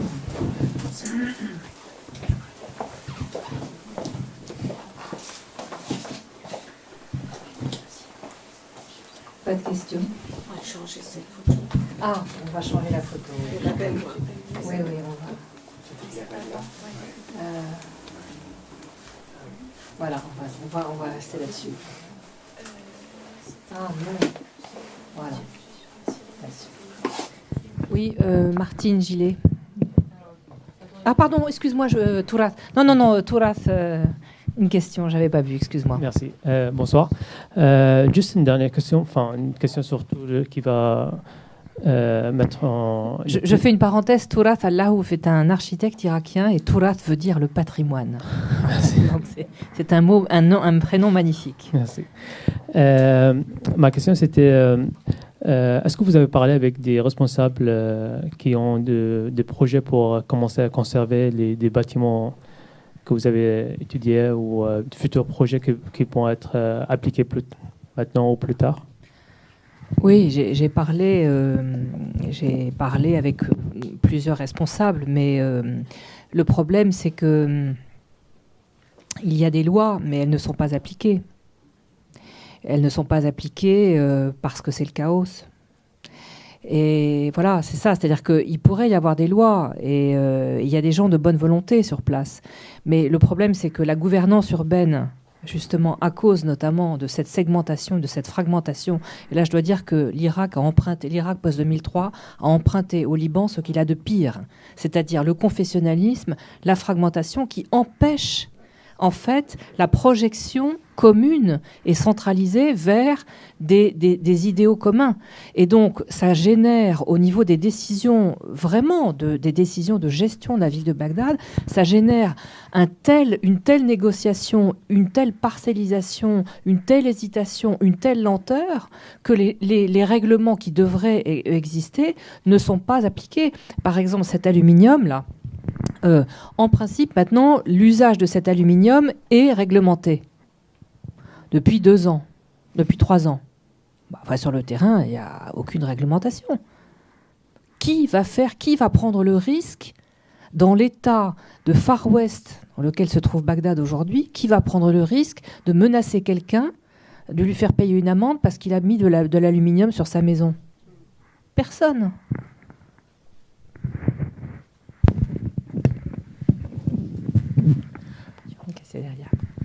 J'ai une question peut-être un peu hors sujet. Je voudrais savoir si Basra a subi le même genre d'évolution, et si on peut savoir dans les autres villes irakiennes, on peut relever les mêmes caractéristiques. Alors, la question est à la fois oui et non. Elle est oui pour un certain nombre de points, c'est-à-dire que Basra a beaucoup souffert, comme toutes les villes irakiennes, de l'embargo. En plus, elle était vraiment stratégiquement placée pendant la guerre Iran-Irak, donc elle a beaucoup souffert, je dirais probablement plus que Bagdad dans les années 80-90. Maintenant, ce qui pose problème à Bagdad aussi, c'est sa mixité. C'est-à-dire que ce qui a fait la richesse de l'Irak et d'ailleurs de l'ensemble du monde arabe autrefois, c'est-à-dire sa mixité, est aujourd'hui source de problèmes, puisque justement, il y a des problèmes de négociation entre des pouvoirs concurrents, alors qu'à Bassora, ce n'est pas le sujet. Maintenant, donc ça devrait normalement être une ville gérée de façon plus calme et plus paisible, puisqu'il n'y a pas ces luttes de pouvoir. Moi, les échos que j'ai eus des gens qui sont allés à Bassora récemment me disent que l'état de la ville est absolument épouvantable, que c'est une poubelle à ciel ouvert et que il y a des tas de projets faramineux pour l'extérieur de Bassora, notamment des projets d'hôtels ou d'usines qui sont dans des compounds, mais que la ville elle-même ne semble pas avoir été bien utilisée. Alors pour ce qui est d'Erbil, c'est différent parce que Erbil c'était pas vraiment une ville très urbaine. Au Kurdistan, au Kurdistan, c'est un pays magnifique dans sa nature, mais je dois dire que les villes ont été quand même très très négligées. Et en plus, c'était des villes beaucoup moins monumentales que le reste de l'Irak. Donc, on ne peut pas dire que les villes soient bien traitées. Mossoul, je n'y suis allée qu'une seule fois en 2003. C'était une ville splendide. Je ne sais pas ce qu'il en est devenu. Mossoul. C'était une ville absolument magnifique, Mossoul. C'était vraiment une splendeur sur des collines le long du Tigre. Là, c'était vraiment la ville. Alors là, vraiment, c'était la ville des milieux de nuit telle qu'on l'imaginait. Hein. Enfin, la ville traditionnelle, comme un peu comme Damas, si tu veux nous faire rêver. Mossoul vraiment avait de quoi faire rêver. Je ne sais pas ce que c'est devenu. Voilà, donc moi je dirais pour simplifier que dans les villes qui ont une gestion unifiée, où il n'y a pas de pouvoir concurrent, théoriquement, ça devrait mieux se passer. Mais c'est une théorie, je crois. Alors moi, j'ai pas été à Basra, mais en tout cas, mes amis ou pour ce que j'ai vu du sud de l'Irak, c'est que d'ailleurs c'est très intéressant parce que ça, je pense que c'est vraiment lié à ce qui se passe d'ailleurs en ce moment, c'est-à-dire la question de la corruption généralisée, qui est vraiment d'ailleurs, il y a ce qu'on appelle Harak al-Sha'b, il y a un mouvement populaire depuis Ramadan, depuis juillet dernier, qui a émergé, que ce soit à Bagdad et aussi beaucoup dans les villes du sud. Alors on a cette idée justement parce que voilà, le territoire est fragmenté, donc on dit généralement le nord c'est les Kurdes. On va dire l'Est, bon maintenant c'est Daesh, mais on va dire c'est le triangle, ce qu'on appelle le triangle sunnite, et le Sud on dit voilà c'est le Sud chiite. Donc il y avait cette idée un peu, même je dirais des populations du Sud, que bon ben maintenant on a été tellement martyrisé par le régime de Saddam Hussein, voilà qui a asséché par exemple l'Ahwar en fait, la région des marais, etc.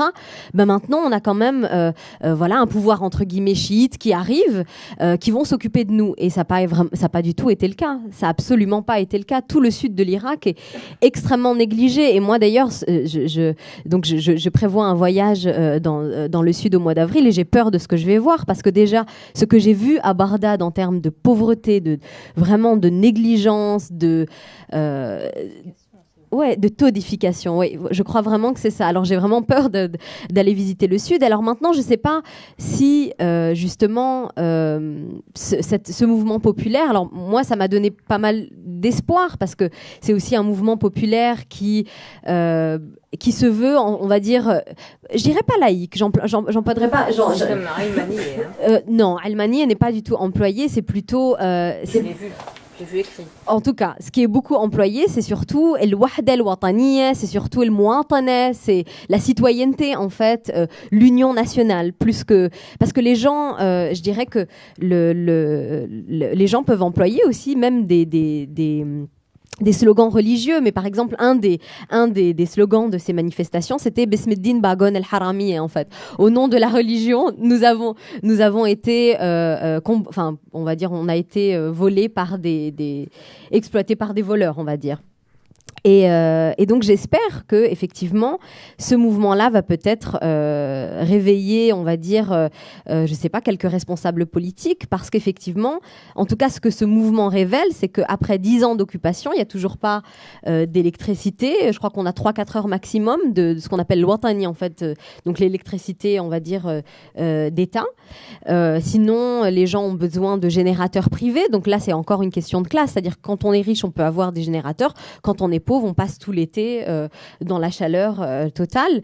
Et vraiment, moi, je pense que ce mouvement qui vient remettre en question même on va dire le régime post-invasion, c'est-à-dire l'institutionnalisation du confessionnalisme, la corruption généralisée et la non-légitimité des gens qui sont arrivés au pouvoir et la mauvaise gestion politique de cette nouvelle élite politique. Donc, à mon avis, cette question-là du bâti, elle a vraiment des liens avec ces mouvements sociaux nouveaux qui commencent à émerger. Il y a aussi une autre chose, par exemple à Kerbala, il y a eu un projet qui commence à se réaliser de couverture du sanctuaire et de construction d'une double coupole qui va faire de la coupole actuelle, donc c'est une mosquée du 17, je ne sais plus si c'est le 16e ou le 17e, enfin c'est une très très belle mosquée, magnifique. 1743. Pardon ? Depuis 1743. Voilà, c'est magnifique, c'est vraiment une très très belle mosquée. Et donc le sanctuaire, et voilà, c'est un projet qui va constituer à couvrir la cour et à faire une double coupole qui va transformer cette magnifique coupole en une espèce de champignon géant. C'est quoi l'idée ? L'idée, c'est de faire grand, c'est de faire riche, c'est de faire beau, c'est de faire moderne. Et de faire... c'est un côté terriblement nouveau riche, quoi. C'est ça qui est affreux. Alors que ces mosquées, ce sont des mosquées très iraniennes, hein, très persane, Karbala et Najaf. C'est vraiment pas l'Irak arabe, c'est vraiment l'Irak asiatique. C'est magnifique, c'est magnifique. C'est inouï de penser qu'on peut toucher à un bâtiment de cette qualité et de cette ancienneté. Oui, Scheherazade. Pardon. Oui, excuse-moi, je reviens un peu en arrière vers des choses un peu plus générales. Oui, pardon. Oui. Tu as dit que l'Irak a emprunté le choix que le Liban a fait. En réalité, c'est pas l'Irak, c'est les Américains. Oui, qui ont, je pense qu'il faut toujours revenir en arrière parce que tout ce qui se passe aujourd'hui, c'est la politique américaine en Irak qui était soutenue par une certaine opposition irakienne qui n'ont pas dit non à l'époque là. Alors, qu'est-ce qu'ils ont fait les Américains en Irak là? Ils ont divisé le pays en 3 entités, mais pas sur le même système. C'est pas des entités ethniques, parce que ethnique, c'est kurde et arabe. C'est pas religieux, parce que religieux, ça peut être musulman et chrétien. Qu'est-ce qu'ils ont fait? Ils ont fait les Kurdes, ils ont fait les sunnites et les chiites, comme si les Kurdes n'avaient pas des sunnites et des chiites. Donc tout ça, voilà, mais c'est vraiment, il n'y a aucune logique. Et ça marchait, et ça crée les problèmes qu'on a aujourd'hui là. Alors, ce que je voulais dire aussi, moi qui connaissais l'embargo, qui connaissais l'Irak sous l'embargo, et j'ai eu l'occasion, parce que j'ai des amis à La Haye, au cours de La Haye, alors ils m'ont dit récemment, c'était l'année dernière, qu'ils se sont rendus compte que l'embargo qui était imposé sur l'Irak, c'était l'embargo le plus dur jamais imposé sur un pays là. Et là, j'ai pu le voir avec mes propres yeux, comment la société irakienne, comme l'Irak n'avait pas le droit d'utiliser son argent, n'avait pas le droit de vendre du pétrole, n'avait pas le droit de... etc., et que la monnaie était perdue, ça valait rien du tout. C'est comme ça que la corruption commence. C'est comme ça que la corruption commence, et c'est comme ça que la religion entre. C'est-à-dire, je l'avais vu avec mes propres yeux, comment le wahhabisme s'est infiltré en Irak durant l'embargo, surtout la deuxième partie de l'embargo. Parce que les familles pouvaient vivre avec $100, et le wahhabisme est entré, aller dans des familles, on va vous donner $100 par mois, tout ce qu'on vous demande, ne faites pas le zikr, ne faites pas le mawloud, ne faites pas ceci, on ne vous demande rien du tout. Et c'est comme ça, en réaction, il y a eu le whatever. Alors, c'est vraiment, il ne faut jamais oublier ces choses-là, parce que c'est le grand crime du colonialisme qui a... Bon, on est d'accord sur le régime de Saddam, mais quand même, la ville n'a pas été détruite, ni les musées, ni le passé, ni l'avenir, et tout ça. Maintenant, tout est détruit là. Alors, j'avais une autre idée, mais je l'ai oubliée maintenant. Ça reviendra après. Bon, merci beaucoup. Non, il est certain que l'embargo, c'est vraiment, ça a frappé ce peuple d'une manière absolument spectaculaire. Enfin, on voit bien, parce que en fait, ce qui s'est passé, c'est que finalement, à répétition, depuis entre la dictature, la guerre contre l'Iran, l'embargo, la guerre de 2003, la guerre de 2006, et le tour de vis qui a été donné depuis 2010 aussi, qui a été quand même, puis maintenant Daesh. Le problème, c'est que ce pays a perdu sa classe moyenne, enfin petit à petit. C'est pas depuis 2003, c'est depuis beaucoup plus longtemps, et en particulier sous l'embargo. Moi, je me souviens que mon premier directeur de thèse m'a dit, je suis partie parce qu'il fallait faire 3 heures de queue pour avoir 1 litre de lait pour mon bébé. Bon, voilà, donc quand un pays est appauvri à ce moment, à ce point-là, et le problème, c'est qu'un pays qui perd sa classe moyenne est un pays qui perd sa richesse, parce que ce qui fait la richesse d'un pays, ce ne sont pas les riches. C'est la classe moyenne, c'est les profs, c'est les notaires, c'est les avocats, c'est les gens comme vous et moi, c'est nous qui sommes la richesse d'un pays. Et si nous partons aux 4 coins du monde, il ne reste pas grand-chose. Donc le problème, c'est que bien sûr qu'il y a encore des gens bien en Irak et des gens qui sont dévoués, qui sont honnêtes, qui sont militants et qui sont capables. Mais le problème, c'est que tout ça intervient, ce ne sont plus que des individus dans un pays totalement déstructuré et totalement déboussolé. C'est ça le problème. Et sur lequel, effectivement, tu as raison, Scheherazade, on a plaqué une organisation qui, sur le papier, pouvait sembler fonctionner de l'extérieur, mais en fait était totalement plaquée, parce que la société irakienne, malgré les migrations juives, malgré la perte de la classe moyenne, est une société qui est très complexe, et qui a des niveaux de complexité qui ne pouvaient pas rentrer dans ce schéma tripartite. Ouais. Oui, bien sûr, absolument. Et c'est même aujourd'hui. Alors, par exemple, je me souviens d'avoir rencontré il y a 3 ans, la dernière fois que je suis allée à Bagdad. J'ai visité une des plus belles maisons que j'avais photographiées dans ce livre-là. Et qui avait été vide pendant des années et qui est habitée aujourd'hui par une famille sunnite. Alors c'est assez intéressant. Ce sont des gens qui vivaient à Amriya, qui est un quartier sunnite. Et en fait, comme ce sont des gens assez riches, ils étaient menacés de kidnapping. Parce qu'il y a une chose dont on parle très peu, par exemple, mais qui est un véritable fléau qui frappe l'Irak. Je ne connais pas une seule famille irakienne qui n'ait pas été touchée par le kidnapping. Et on kidnappe pour $300, 3 000, 30 000 ou 300 000. Hein. Et bien souvent, dans un certain nombre de cas, l'otage est tué. Et ça, c'est une chose qui frappe, bien entendu, les étrangers, mais qui frappe aussi les Irakiens. Encore une fois, c'est extrêmement... Donc ces gens-là ont fui leur quartier parce qu'en fait, leurs enfants étaient menacés toujours d'être kidnappés. Et ils sont venus réhabiter donc, à Karrada, dans ce quartier qui est maintenant principalement chiite, parce que finalement... ils s'entendent très bien avec les voisins et ils préfèrent avoir une maison qui est un peu moins riche avec un peu moins grand jardin, mais dans un quartier qui est plus mélangé parce qu'au moins ils ont retrouvé une forme de contrôle social, mais qui est aussi une protection justement contre le kidnapping, qui lui est une pratique tout à fait récente. Et ça, je crois que c'est très important. Ça explique aussi pourquoi les murs de béton ont été construits. Parce que, justement, ce que je peux dire, parce que ça, j'ai pas mal réfléchi, je me suis pas mal baladée dans Bagdad, justement en voiture, pour voir les niveaux de clôture. Il y a plusieurs niveaux de clôture. Il y a d'abord le niveau qui a été imaginé par les Américains en 2006 pour mettre un terme à cette violence urbaine qui s'était installée depuis 2005 entre, d'un côté, les milices chiites qui essayaient de terroriser les quartiers mixtes pour faire partie des gens, et de l'autre, les insurgés sunnites qui arrivaient et qui faisaient des opérations coup de poing du genre on enlève 30 personnes d'un coup à la poste, on descend les gens à la sortie d'un bus, etc., en fonction de leur carte d'identité. Et donc, pour mettre un terme à cette violence, ils ont imaginé d'encercler certains quartiers, comme par hasard, ça a commencé par les quartiers sunnites, mais enfin, il y a aussi eu Sadr City.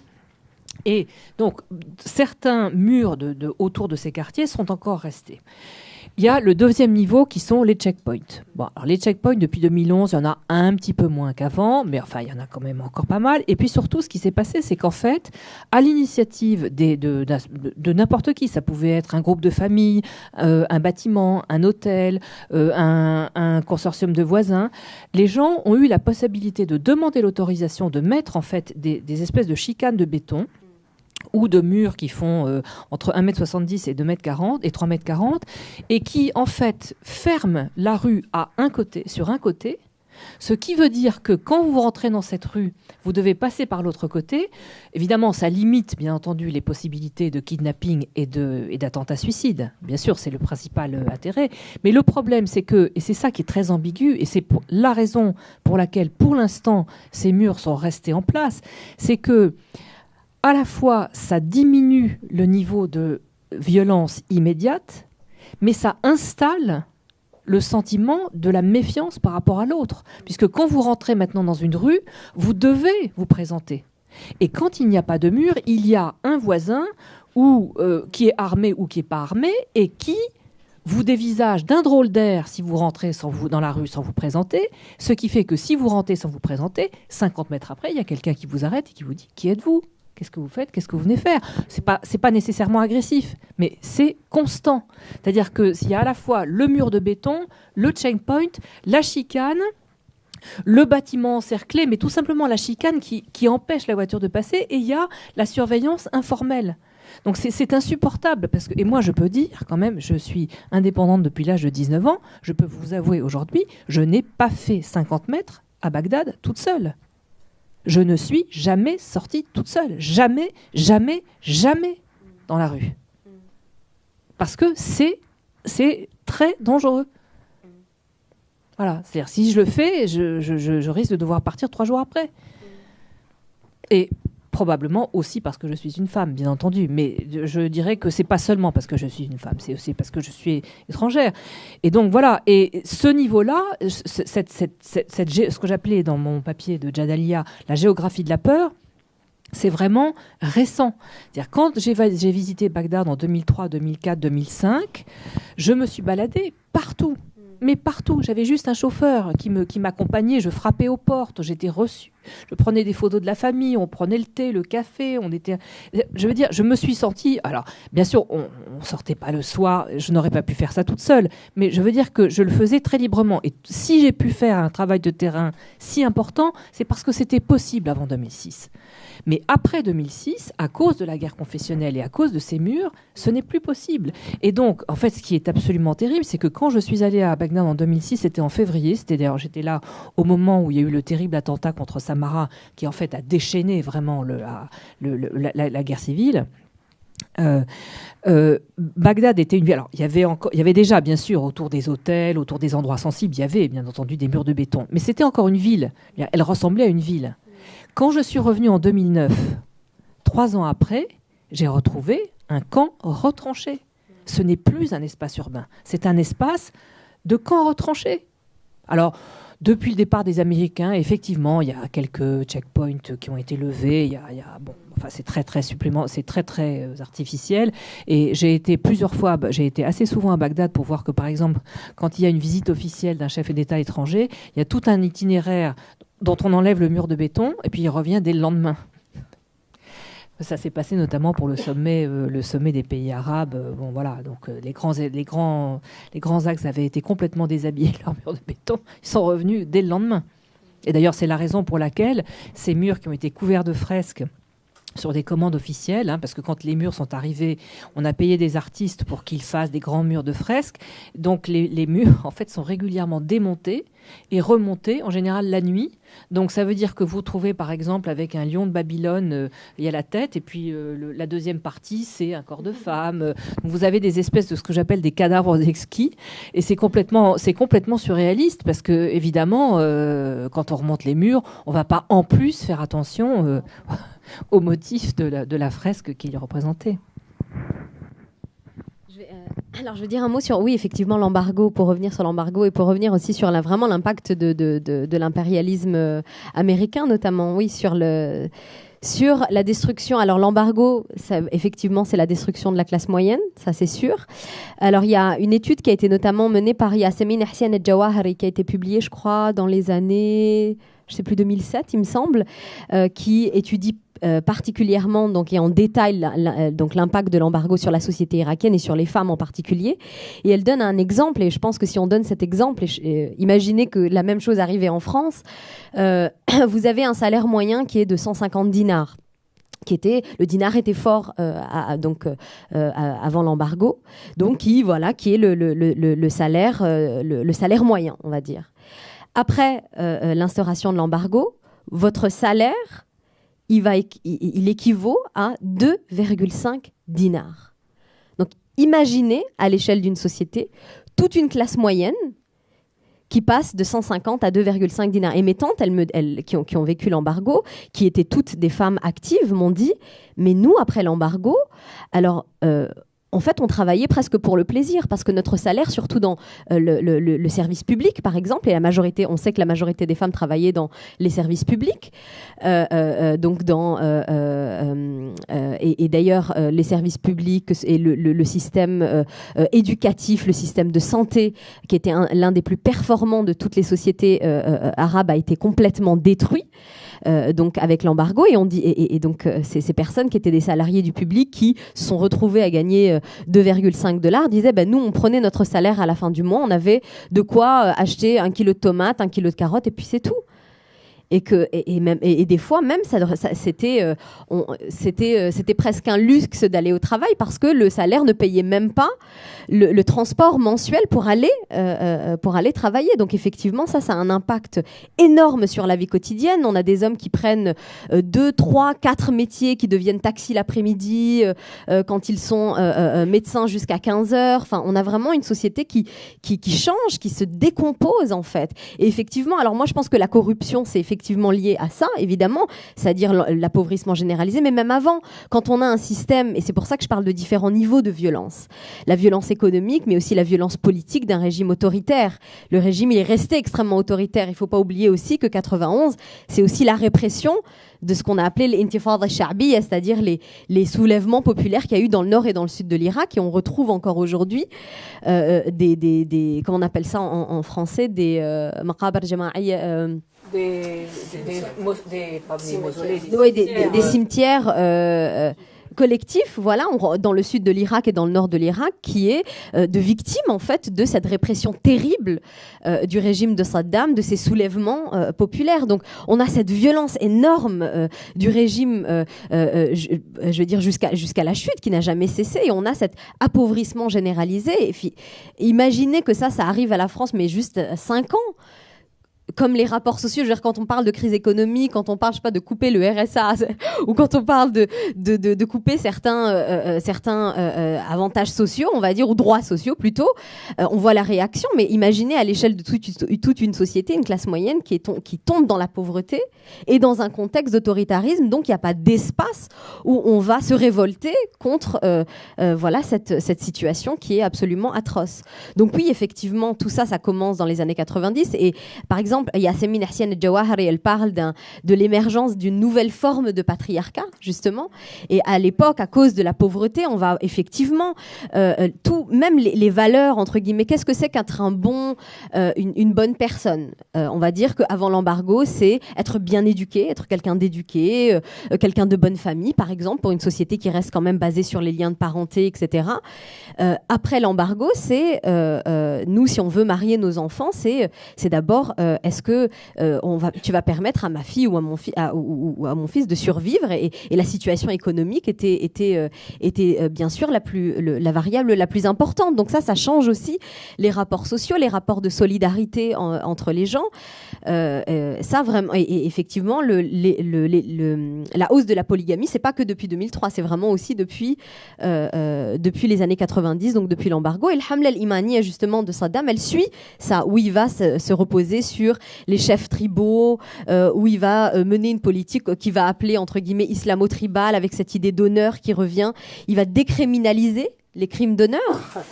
Ça, c'est Saddam qui le fait, hein, et c'est Saddam le leader qu'on présente toujours comme étant un leader laïque, etc., nationaliste arabe.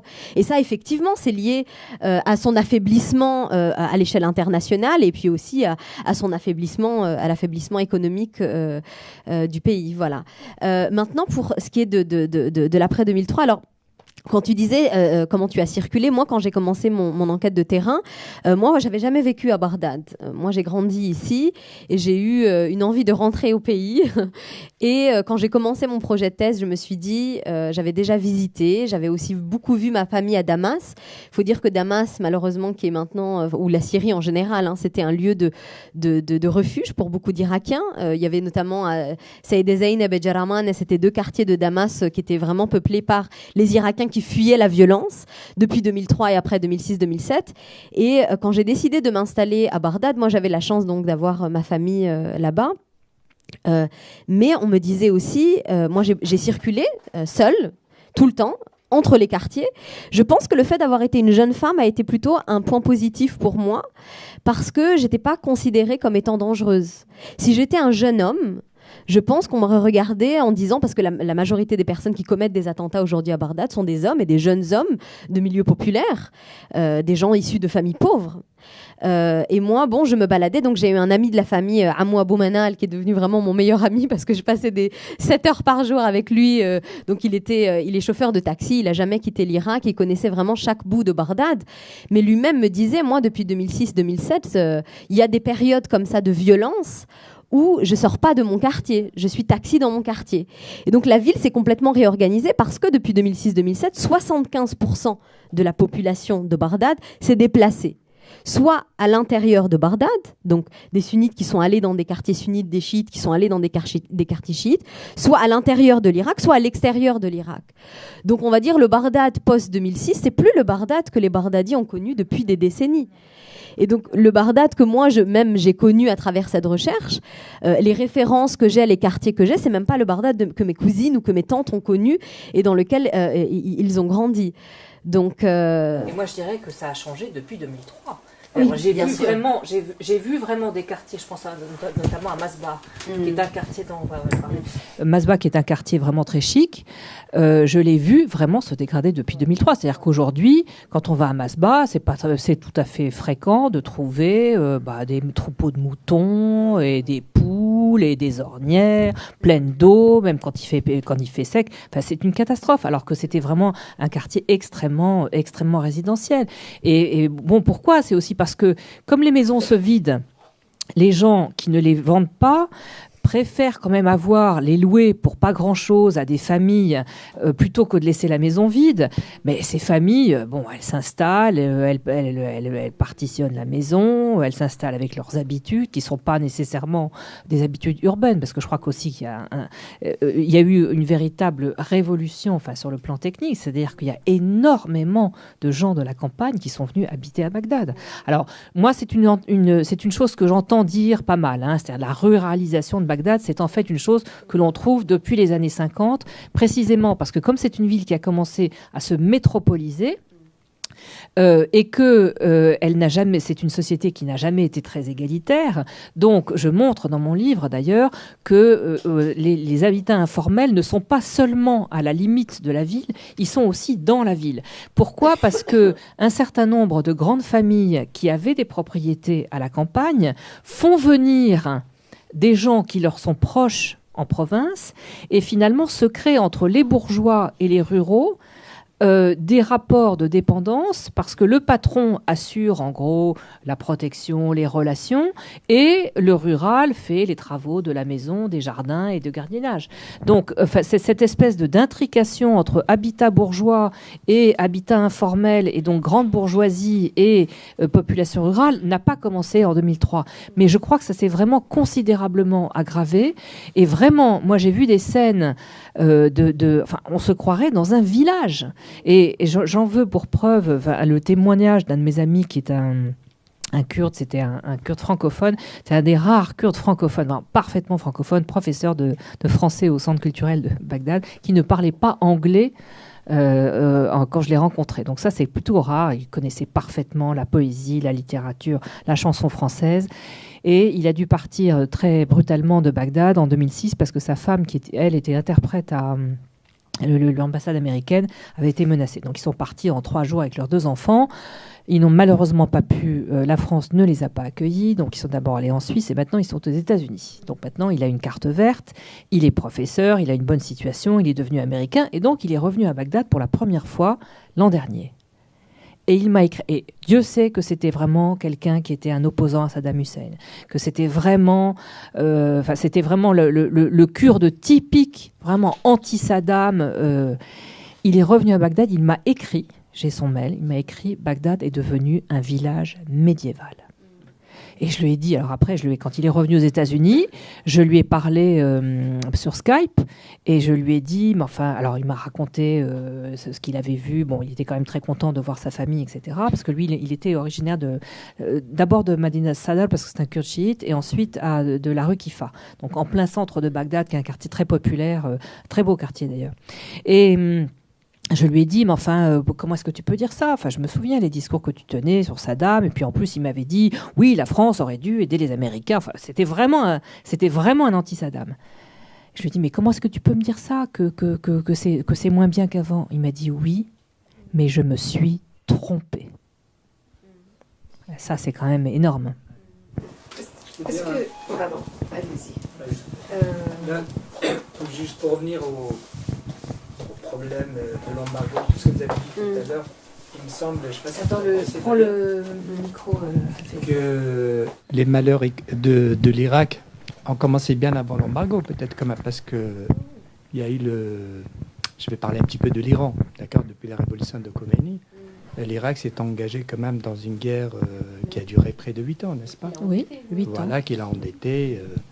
C'est ce qu'on dit, c'est peut-être la raison directe de l'envahissement du Koweït. Je ne sais pas si c'est vrai, ce que vous en pensez. Voilà, donc les problèmes de l'Irak économiquement ont commencé peut-être Bien sûr. depuis la révolution iranienne. Et puis, je voulais vous poser une question à propos de l'Iran, parce que quand vous avez évoqué le recul en matière de droit en Irak, hein, d'accord, du fait de la confessionnalisation du système, etc., retour aux sources, on va dire, religieuses pour légiférer sur ces questions-là. Qu'en est-il de l'influence de l'Iran? Comment voyez-vous l'Iran? Le schisme iranien est-il en avance ou est-il sur le même plan que l'Irak en matière de droits de femmes, notamment? Bon, alors, ouais, moi, je connais pas bien en fait ce qui est. Je pense que c'est pas le pays le plus féministe qui existe. Maintenant, je sais pas exactement comment effectivement le fiqh Ja'fari est appliqué en Iran. Franchement, je connais pas les détails de ça. Ce que je sais juste, c'est qu'effectivement l'influence iranienne elle est extrêmement forte. Elle se voit forcément Belkadmiya, Najaf, Karbala, enfin dans les lieux où il y a les villes saintes, mais pas uniquement. Je veux dire, elle se voit généralement. Et puis l'influence politique. Maintenant, malgré tout, en fait, moi, je crois quand même que tout cet héritage en fait qu'on a eu, alors c'est peut-être trop optimiste, je sais pas, mais en tout cas moi je pense que les années 60 ont vraiment marqué les Irakiens et que cette génération-là qui a vécu cette période d'ouverture, je peux vraiment pas l'appeler autrement. C'est vraiment une période de pluralisme, d'ouverture, qui était portée par cette lutte anti-impérialiste et par cette idée d'union. Et vraiment, je veux dire, à toute l'échelle du monde arabe, et je veux dire, en Iran aussi, on a eu des mouvements féministes extrêmement forts. Mais je veux dire, avoir un code du statut personnel aussi progressiste qu'il y a eu dans les années 60, ça marque quand même l'histoire. Et ce que je montre aussi beaucoup dans ma recherche, c'est que les militantes pour les droits des femmes s'inspirent toujours, je dirais, de ce que j'appelle d'un registre de droit local. C'est-à-dire, parce qu'il y a cet investissement des NGOs, parce qu'il y a cet investissement de USAID, de tous ces programmes internationaux et aussi tous ces financements américains qui, sous prétexte qu'ils venaient apporter la démocratie, on dit, nous, on va donner de l'argent. Il y a beaucoup d'argent qui a été donné à ces organisations de femmes sur le terrain. Et donc, il y a vraiment cette accusation, oui, mais vous travaillez pour quel agenda? C'est quoi le gender? C'est quoi ces mots étrangers que vous venez appliquer? Parce que l'étranger, effectivement, on va dire les Irakiens vont être critiques de l'influence iranienne, qui d'ailleurs, on dit l'Ajam, par exemple, on dit, pour désigner les Iraniens, c'est pour dire les étrangers, en fait, et l'influence, effectivement, américaine. Et les militantes des droits des femmes vont utiliser beaucoup cet héritage national et vont dire non, nous, on avait une haraka neswiya, on avait un mouvement de femmes ou un mouvement féministe qui était fort et nous, on a eu ces acquis-là et on doit revenir à ces acquis. Au contraire, je pense que les militantes essaient vraiment de s'attacher à cet héritage-là où il y avait une union, etc., et à vraiment mettre de côté toutes ces influences. Maintenant, effectivement, quand moi j'ai passé beaucoup de temps aussi avec des islamistes chiites et beaucoup d'entre elles, effectivement, étaient exilées politiques en Iran. Et effectivement, le fait qu'elles aient été exilées, qu'elles aient aussi grandi, je dirais moi-même, dans ma famille, moi j'ai grandi vraiment dans cette idée on va rentrer au pays. Alors moi-même, j'étais opposée à l'intervention américaine, alors que mon propre père était plutôt pro-intervention américaine, parce qu'on était exilés politiques ici et qu'il voulait vraiment qu'on rentre. Et moi, j'ai vraiment aussi grandi avec des gens autour de moi, des exilés politiques, qui avaient passé une grande partie de leur vie en Iran. Donc oui, je pense qu'effectivement, quand cette élite politique est rentrée en 2003, elle est venue avec toutes ces influences, avec toute cette culture et avec toute cette idée aussi. Je pense que c'est vraiment cette mémoire de la souffrance sous l'autoritarisme et c'est une faute historique en fait. Et c'est vraiment intéressant de voir que les gens vont identifier Saddam comme un leader séculier, alors même qu'après les années 90, lui-même, il a islamisé sa politique. Ils vont dire non, nous, on veut une rupture avec cet héritage-là et on veut revenir. Mais par contre, d'ailleurs, aucun des islamistes en Irak n'a jamais voulu, par exemple, même ce qu'on appelle el-Marja'iyya, par exemple, l'autorité religieuse chiite basée à Najaf, a toujours voulu distinguer le politique du religieux.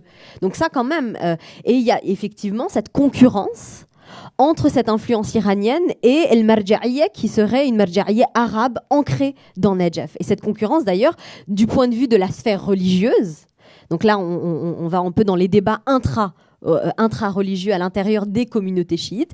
Ça a toujours été là. Non, nous, on a notre propre madhab, notre propre courant, issu de notre culture. Et d'ailleurs, c'est très intéressant que ce qui se passe, donc ce qui s'appelle le Harak al-Sha'bi, en fait, cette organisation politique, militaire, qui a été lancée après l'invasion de Daesh, a été lancée effectivement par c'est Ayatollah Sistani, basé à Najaf, qui a dit, par l'un de ses représentants, qui a dit, moi je trouve ça très intéressant, que sa réaction, il est intervenu très très peu dans la vie politique irakienne. Il est intervenu une fois en 2003, une fois en 2005 quand les Américains avaient écrit la Constitution et il a dit non, la Constitution doit être écrite par les Irakiens. Et la troisième fois qu'il est intervenu à Ayatollah Sistani, c'est quand il y a eu Daesh qui donc a envahi l'État islamique a envahi donc El Mosul en juin 2014 en disant non, il faut aller protéger nos frontières.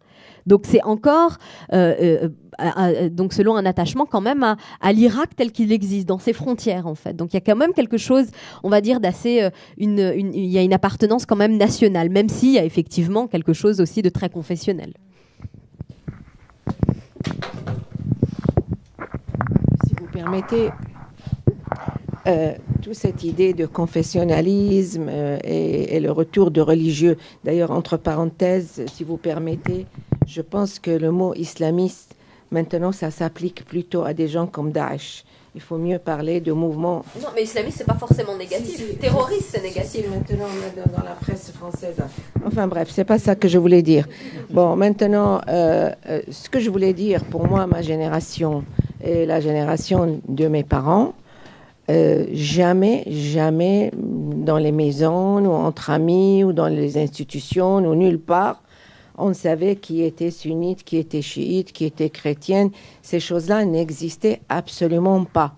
J'ai reçu récemment un mail d'une dame qui était médecin, qui est née en 1900, je pense, 20, et qui étaient les amis de mes parents. Elle me demandait voilà, est-ce que tu peux me dire ton père était sunnite ou chiite? Parce que moi je ne savais pas. Parce qu'on ne se posait pas ce genre de questions-là. Ça n'existait absolument pas. Et moi qui ai eu l'occasion de faire de terrain en Irak, partout dans les pays, du nord au sud, pour enregistrer les cérémonies et la musique, j'étais accompagnée par deux jeunes hommes du nord qu'on appelle aujourd'hui, les chrétiens là. On est allé partout, dans les mosquées, chez les soufis. Personne ne disait vous êtes qui, vous entrez, vous n'entrez pas. On est allé partout. On est allé à Karbala, on est allé à Najaf, on a enregistré tous ces trucs de Hussein, etc. D'ailleurs, j'ai même une photo avec le imam de la mosquée l'Abbasi, le Khulafa, là, qui était le Cheikh Janal al-Hanafi, qui était imam de la mosquée, hein, que j'ai visité régulièrement. Et récemment, j'ai trouvé une photo avec lui. Je suis entrée toujours dans cette mosquée sans couvrir ma tête, là. Et lui, il travaillait dans la mosquée, il avait une pièce parce que c'était un savant. Et sur le mur, il y avait une lutte, là. Voilà. Et la photo avec lui, c'était son couvert. Donc, c'était comme ça. Et je veux dire que même la guerre avec l'Iran, qui était terrible, il y avait 1 million d'un côté et de l'autre. Mais ça n'a pas, si vous voulez, cette idée sunnite, chiite, ça, parce que l'identité était irakienne. Je suis irakienne. Avant d'être kurde ou avant d'être sunnite ou avant d'être je sais pas quoi, on ne présentait pas ça comme ça avant. Aujourd'hui, la première identité n'est pas appartenir à l'Irak, malheureusement. Je veux dire, pardon, je vais juste dire une petite chose là-dessus. Ah oui, pardon, excuse-moi, j'ai pas compris. Oui. Juste pour appuyer très rapidement ce que dit Scheherazade, moi je suis très amie avec toute une série de familles de juifs d'Irak qui sont partis dans les années 50 et 60. L'une d'entre elles m'a déclaré, je me souviens très bien l'an dernier à Londres, elle m'a dit, donc elle est partie en 69, et elle m'a dit, en 70, oui, ce qui est tard, et elle m'a dit, vraiment, entre 1958 et 1969, l'Irak, c'était mon pays. On était chez nous, on était irakiens, c'était notre pays. Et pourtant, Dieu sait que l'émigration juive a quand même commencé en 1950, bon, à cause de la création de l'État d'Israël et tout ce qu'on sait, et que quand même, les 3/4 de la communauté juive étaient partis avant 1960. Beaucoup sont partis d'ailleurs en 1958. Eh bien, elle m'a dit ça. Entre 1958 et 1969, nous étions vraiment chez nous. C'était mon pays. Bon, après, il y a eu la guerre de 67, la pendaison des Juifs en 1969. Bon, après, ça s'est dégradé, donc la plupart des Juifs sont partis. Voilà, c'est tout ce que je voulais dire. Pardon. Il en reste 7. Il reste 7 Juifs à Bagdad. En Irak. 7 individus. Comment on peut les comptabiliser comme ça? Justement, il n'y en a plus beaucoup, donc on sait il n'y en a plus que 7. Je pensais qu'il en restait plus quand même. Pardon, Rabat, oui. Moi, je me réjouis de lire votre thèse parce que c'est une démarche qui me semble très intéressante, très inclusive, comme on dit en anglais, qui couvre beaucoup d'aspects tant sociaux qu'historiques, que religieux, que juridiques. Est-ce que vous avez un peu plus de détails sur l'article 41 comme modification de la loi sur le statut personnel? Ça, c'était ma question à vous. Et pour Cécilia, j'aimerais savoir le mariage entre la paupérisation d'une société et le problème sécuritaire. Est-ce qu'au niveau de l'habitat irakien, au niveau de l'architecture, est-ce que les familles se sont remises ensemble à vivre ensemble sur plusieurs générations? Ou bien est-ce qu'il y a eu des compounds qui se sont créés? Comment est-ce que la vie au niveau de l'architecture de la ville s'est recomposée? La société s'est recomposée, les gens se sont recomposés d'une façon traditionnelle, c'est-à-dire que les jeunes restent de plus en plus longtemps chez les parents, les familles élargies se sont recomposées pour des questions. Et quand elles ne sont pas recomposées dans la même maison, elles le sont le plus souvent possible dans la même rue, dans le même quartier.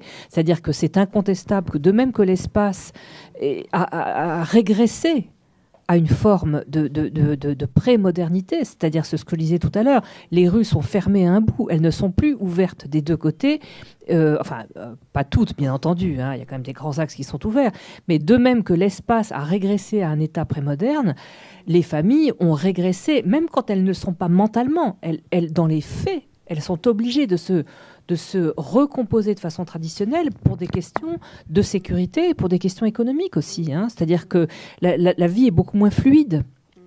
L'espace est beaucoup moins fluide et la vie est beaucoup moins fluide. Donc nécessairement, l'individu a de nouveau plus besoin du groupe. C'est tout à fait logique. Et c'est en cela que étudier l'espace urbain est très révélateur de la pratique sociale. La pratique urbaine n'est pas séparable de la pratique sociale. Et économique, bien entendu.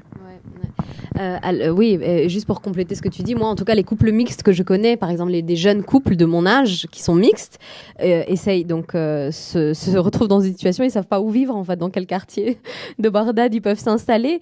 Et d'ailleurs, un couple donc mixte que je connais a tout simplement demandé l'asile aux États-Unis, en fait, et a considéré que c'était vraiment impossible de vivre à Bagdad, parce que dans cette même famille, il y a une partie de la famille qui a été expulsée en fait du quartier en 2006-2007.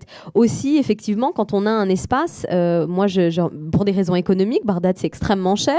Et puis il y a pas de, je veux dire, il y a pas vraiment d'aide sociale, etc. Il y a vraiment une absence de l'État en fait, vraiment, et une faiblesse des institutions étatiques. Une famille, par exemple, alors il y a l'émergence de quelque chose que tu as bien dû voir dans une seule maison. Maintenant, il y a des échelles, enfin, il y a des portes en fait qui sont construites parce que moi, j'ai par exemple une famille de cousins. Il y a 3 ou 4 familles à l'intérieur. Parce que où est-ce qu'on peut vivre? Par exemple, on a une maison dans le Karrada. déjà, ça coûterait extrêmement cher d'aller vivre ailleurs. Puis aller vivre où? Dans quel quartier? On ne connaît pas, c'est pas sécurisé. Donc les fils qui se sont mariés, donc par exemple mes 2 cousins qui se sont mariés, sont restés dans la maison. Donc il y a une partie de la maison, voilà, il y a une autre entrée qui a été faite pour la famille d'un des fils, et puis une autre entrée qui a été faite pour l'autre famille. Ce qu'on a comme espace, on essaie de le préserver. Et effectivement, ça, je pense que ça crée aussi une société refermée sur elle-même. Et effectivement, quand il y a absence, parce que tout individu recherche protection, donc on cherche la protection là où on peut la trouver. Donc si on peut la trouver à travers le chef de tribu, on va la chercher. Et si on peut la trouver en appartenant à telle ou telle communauté ou en s'auto-revendiquant de telle ou telle communauté, on va le faire. Ça, je pense que c'est vraiment, c'est aussi une question de survie. Maintenant, sur l'article 41... Ça, c'est pas du vivre ensemble, c'est du vivre de la proximité. C'est comme vivre dans la... C'est de la promiscuité, moi je dis. Promiscuité, voilà, promiscuité, exactement. Ouais, tout à fait. Mais cette promiscuité, justement, je pense qu'elle a vraiment des impacts qui sont assez négatifs. Promiscuité, c'est vraiment si chacun a son espace. Non, c'est de la proximité. C'est comme si on habitait dans la même ville. On vit proche. Oui, sauf qu'on intervient sur la maison. Ouais. Donc on a quand même moins d'espace. On partage la même cuisine, on partage le même salon. C'est vrai. Donc c'est de la cohabitation. C'est de la cohabitation. Voilà, exactement.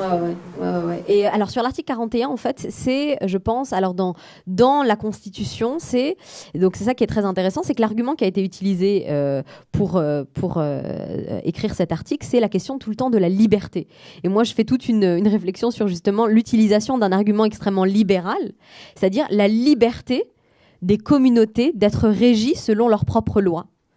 Et c'est ça qui a été, c'est un argument qui revient toujours de la part notamment des partis confessionnels en fait. Par exemple, le Medjez El Ala utilise toujours cet argument en disant après avoir été opprimé et ne pas avoir pu vivre son identité confessionnelle, on veut être libre.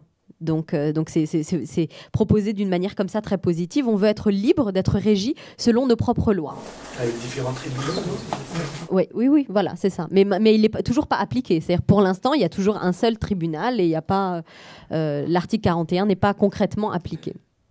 Je vois que Rebecca nous demande une dernière question et après, je crois que nous devons fermer boutique. Et bien entendu, j'aurais dû commencer par remercier l'IREMO de nous avoir invités. J'étais un peu tendue, en fait. Et voilà. Donc, merci beaucoup de nous avoir accueillis. C'était formidable. Et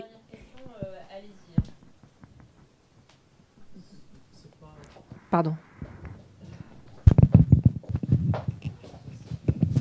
Ce n'est pas une question, mais c'est une nouvelle type de maison qui apparaît maintenant depuis 2003. C'est des maisons qui font 100 mètres carrés en Irak, parce que le terrain normalement commence de 200 minimum.